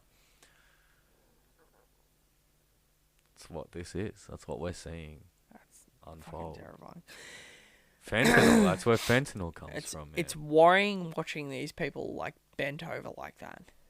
Anyone could come and rob you in the street. Like, you don't know what the fuck's going on when you're like that. You can't protect yourself. It's not even like anyone can rob you. It's like, why are we at that point that like it's good to be taking something where you're bent over?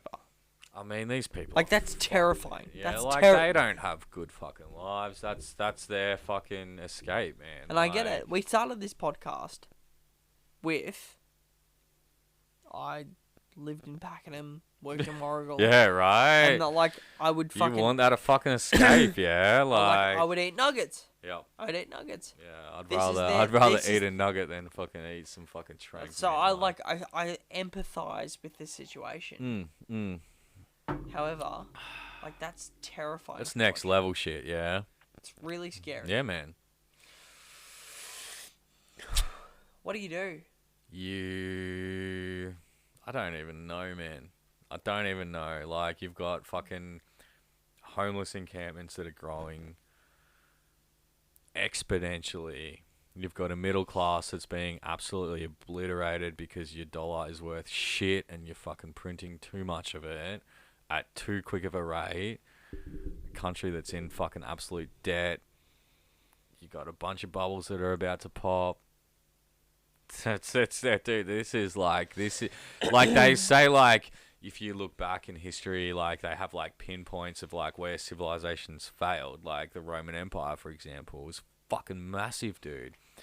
And there was all these like little choices, and they say like there's like a fucking time frame that like an empire or a civilization can last for, and I think it's like 250 years or something like that. That's like they've like worked it out. You can even like get Jamie to bring that shit up, man. Like it's not like it's 250 to 300 years, right? There's no Jamie. Yeah, now. like tell him to fucking type it in and like bring it up. And like, do you like the United States is like right on that fucking point? They're right on that fucking like. I don't know. I just find like United States politics and like social fucking like all that sort of shit. I find it really interesting because I guess I don't see that much of a problem here. We're really safe actually in Australia. We're at the bottom of the world. We don't have like a bunch of like we've got some natural resources, but like we're not in a position where people are like, fuck, we want to take what you have. Surrounded by water. We don't border any other country. It's pretty fun sitting back here and like watching the rest of the world fall apart. Yeah. It's interesting. Yeah.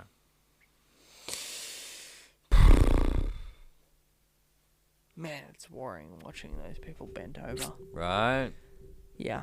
And that's If you're just like one of like hundreds of video clips, man. Like, really,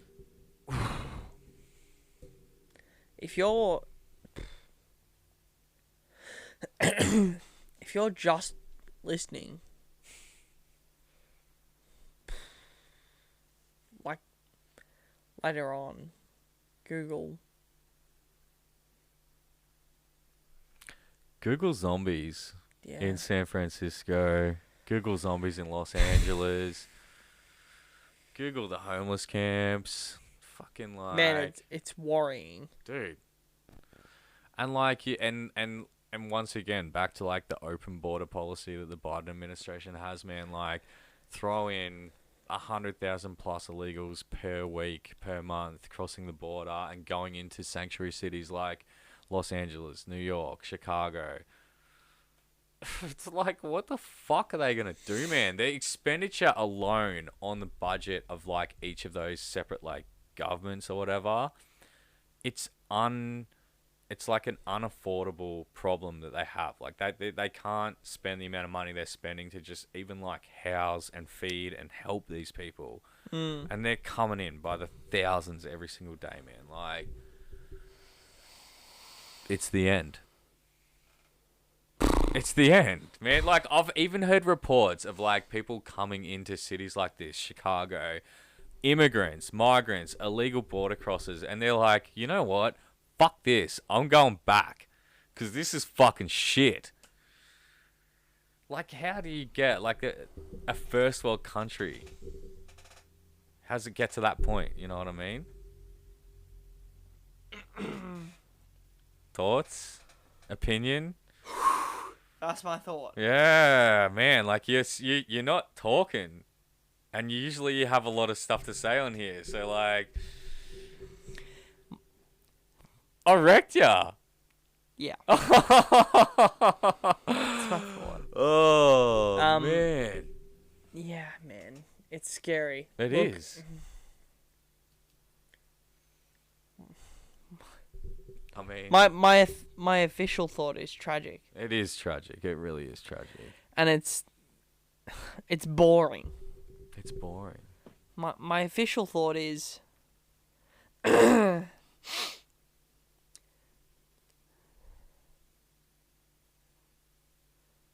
My official thought is, at the start of Genesis, the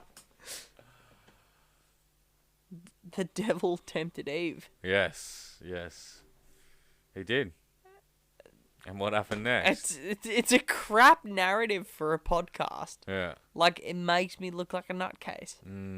However, like, that's what happened. So there's some and now we're truth fucking there. here. Yeah, Like, right. like, what do you want?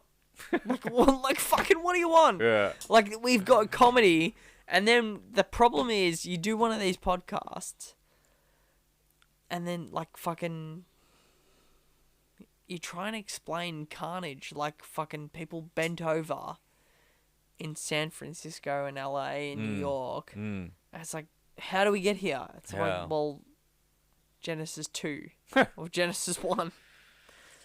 Like, Eve ate the apple. Yeah, man. It's like, well, that's how we it. got there. These motherfuckers are eating a lot of apples, bro. Man, like,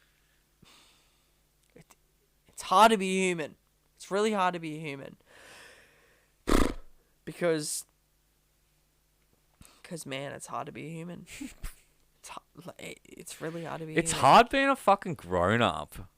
Have hard- you, like, noticed that? Like, when I was a kid, I was like, dude, I can't fucking wait to be a fucking adult. I can't wait. Being an adult is better than being a kid. Yeah, but... No, not but. Not But. but. No but. I'm in charge so now. much shit. There's so much shit that you have to do. You have to do. I had to do so much shit as a kid. I had to eat. I had to eat. Broccoli. Not even broccoli. I had to eat jam and peanut butter sandwiches. I had to eat all this food that I didn't want to eat. I mean, yeah. And I had to answer all these questions about things I was not interested in. And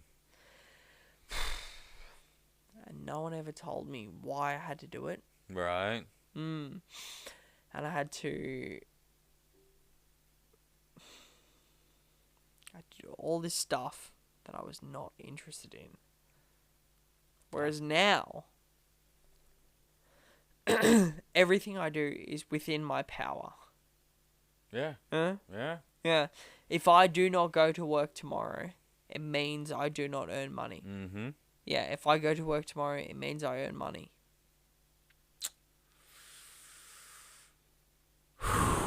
Yeah. Look, I genuinely believe that the school system is not bred for entrepreneurs. Oh, dude, it's not bred for anyone that wants to think outside the fucking box, man. Yeah, like, it's really good if you want to go to uni and learn how to change climate change. how to owe a lot of money. Yeah. That's what Yeah. it's fucking good Yeah. for. You got some more videos. I mean, I've got one more video. It's Is a it the fifth? It's a 5-minute video. That's alright. Look, before we go into it, Uh-huh. I just want to say, Just got back from my monthly checkup. Pages up. I can't hear that's that. what I want to say. Oh, maybe they can't hear that. Okay, so this is a we're gonna end the podcast after this. I reckon we'll Yeah. get. I'll get a thought from you on this, but this is a poem or a short story, I should say. Hold on. Are you ending it on a poem? It's a short. It's not a poem. It's a short story. No judgment. If No it's a poem. judgment. No, I mean, seriously, I because seriously- Lex Friedman ends every Joe Rogan episode with a poem, and it's like real special. Are you gonna end with a poem? You brought me a poster, I did, man. Like, and then you're gonna end with a poem. it's like when This is the first one as well that I've been real drunk on. Oh, dude, I can tell, man. Yeah, like, man. I don't even know if this is gonna be like worth posting. Well, we'll just but- post it anyway. I mean, Man, why we're the gonna fuck post it. not? Yeah. But this, and kudos to you if you've listened this far, because like we've been 3 talking, hours we've in. been talking some Jack, shit. thank you. Thanks, Jack. But when I first heard this, it opened my fucking brain up and rearranged my head. Right? Like, and if you think about it for a long time, you can poke a few holes and stuff like that in it. But have a listen. I'd love to hear your thoughts on it afterwards, especially given your background as far as like religion and stuff like that goes. But let's have a listen. Enjoy. Close your eyes and just inhale the words.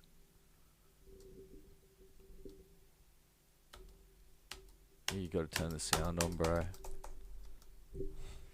Wow. Can you imagine doing a podcast when Turn you're the retarded? sound on. Turn the sound on before you press play. On the YouTube thing. Start it again. It's however a painless death. Here we go. Please, no more retarded No. questions. Alright, listen.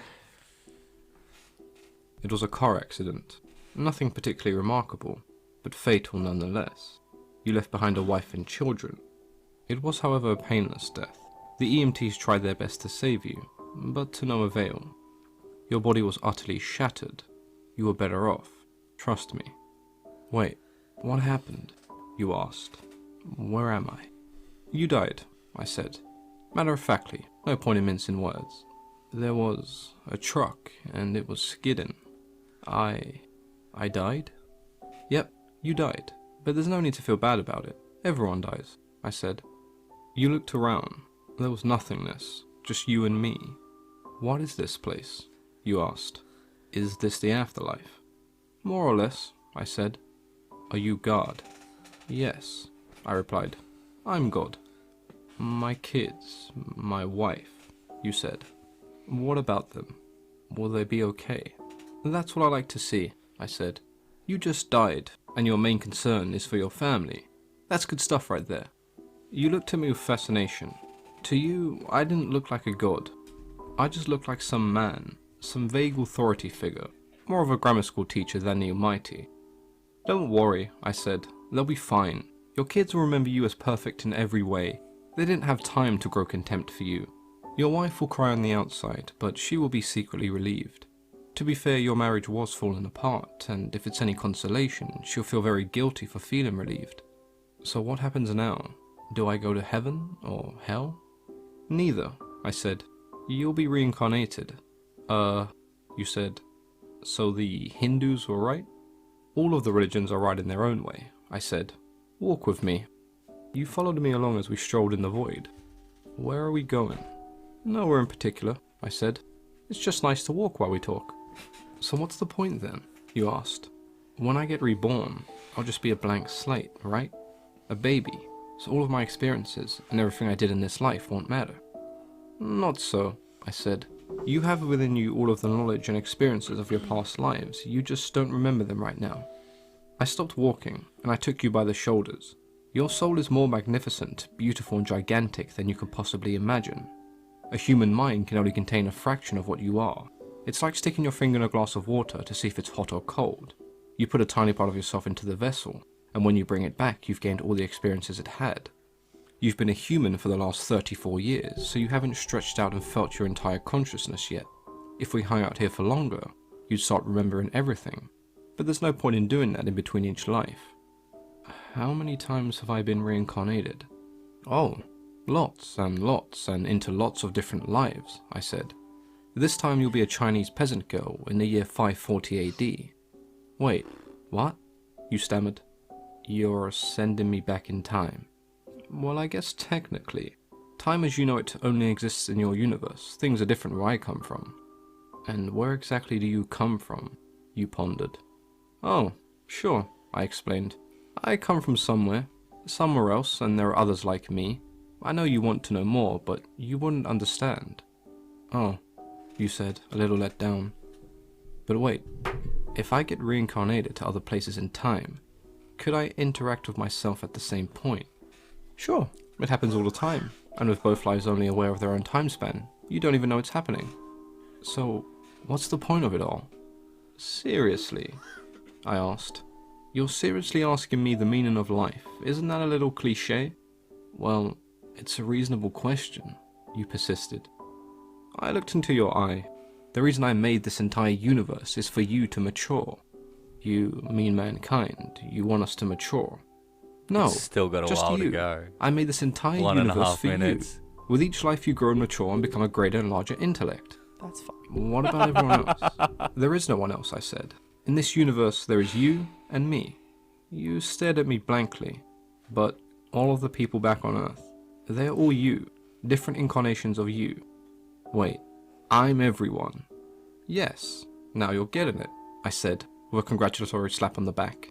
I'm every human that's ever lived, or who will ever live. So I'm Abraham Lincoln, and you're also John Wilkes Booth, I added.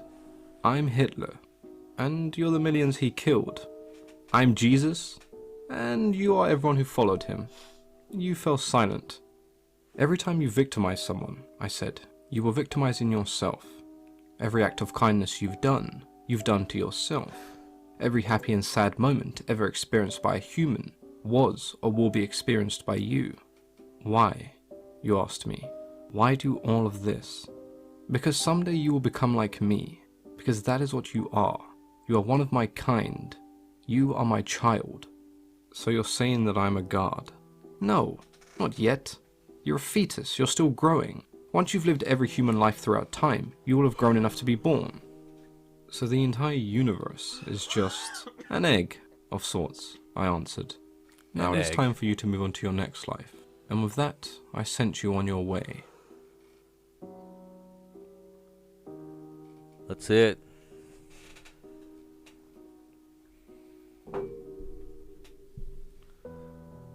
That's the end. Easy to navigate and easy on the eyes. Easy. Turn to talented free. There we go. Well, that's it.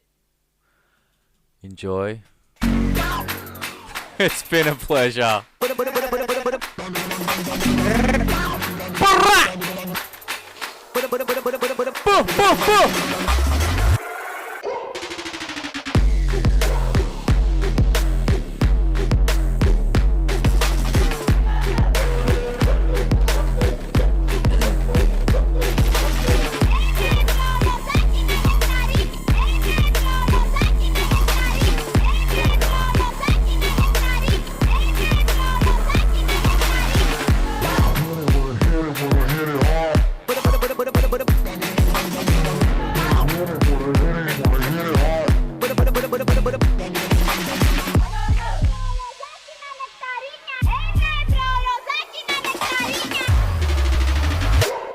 make realistic.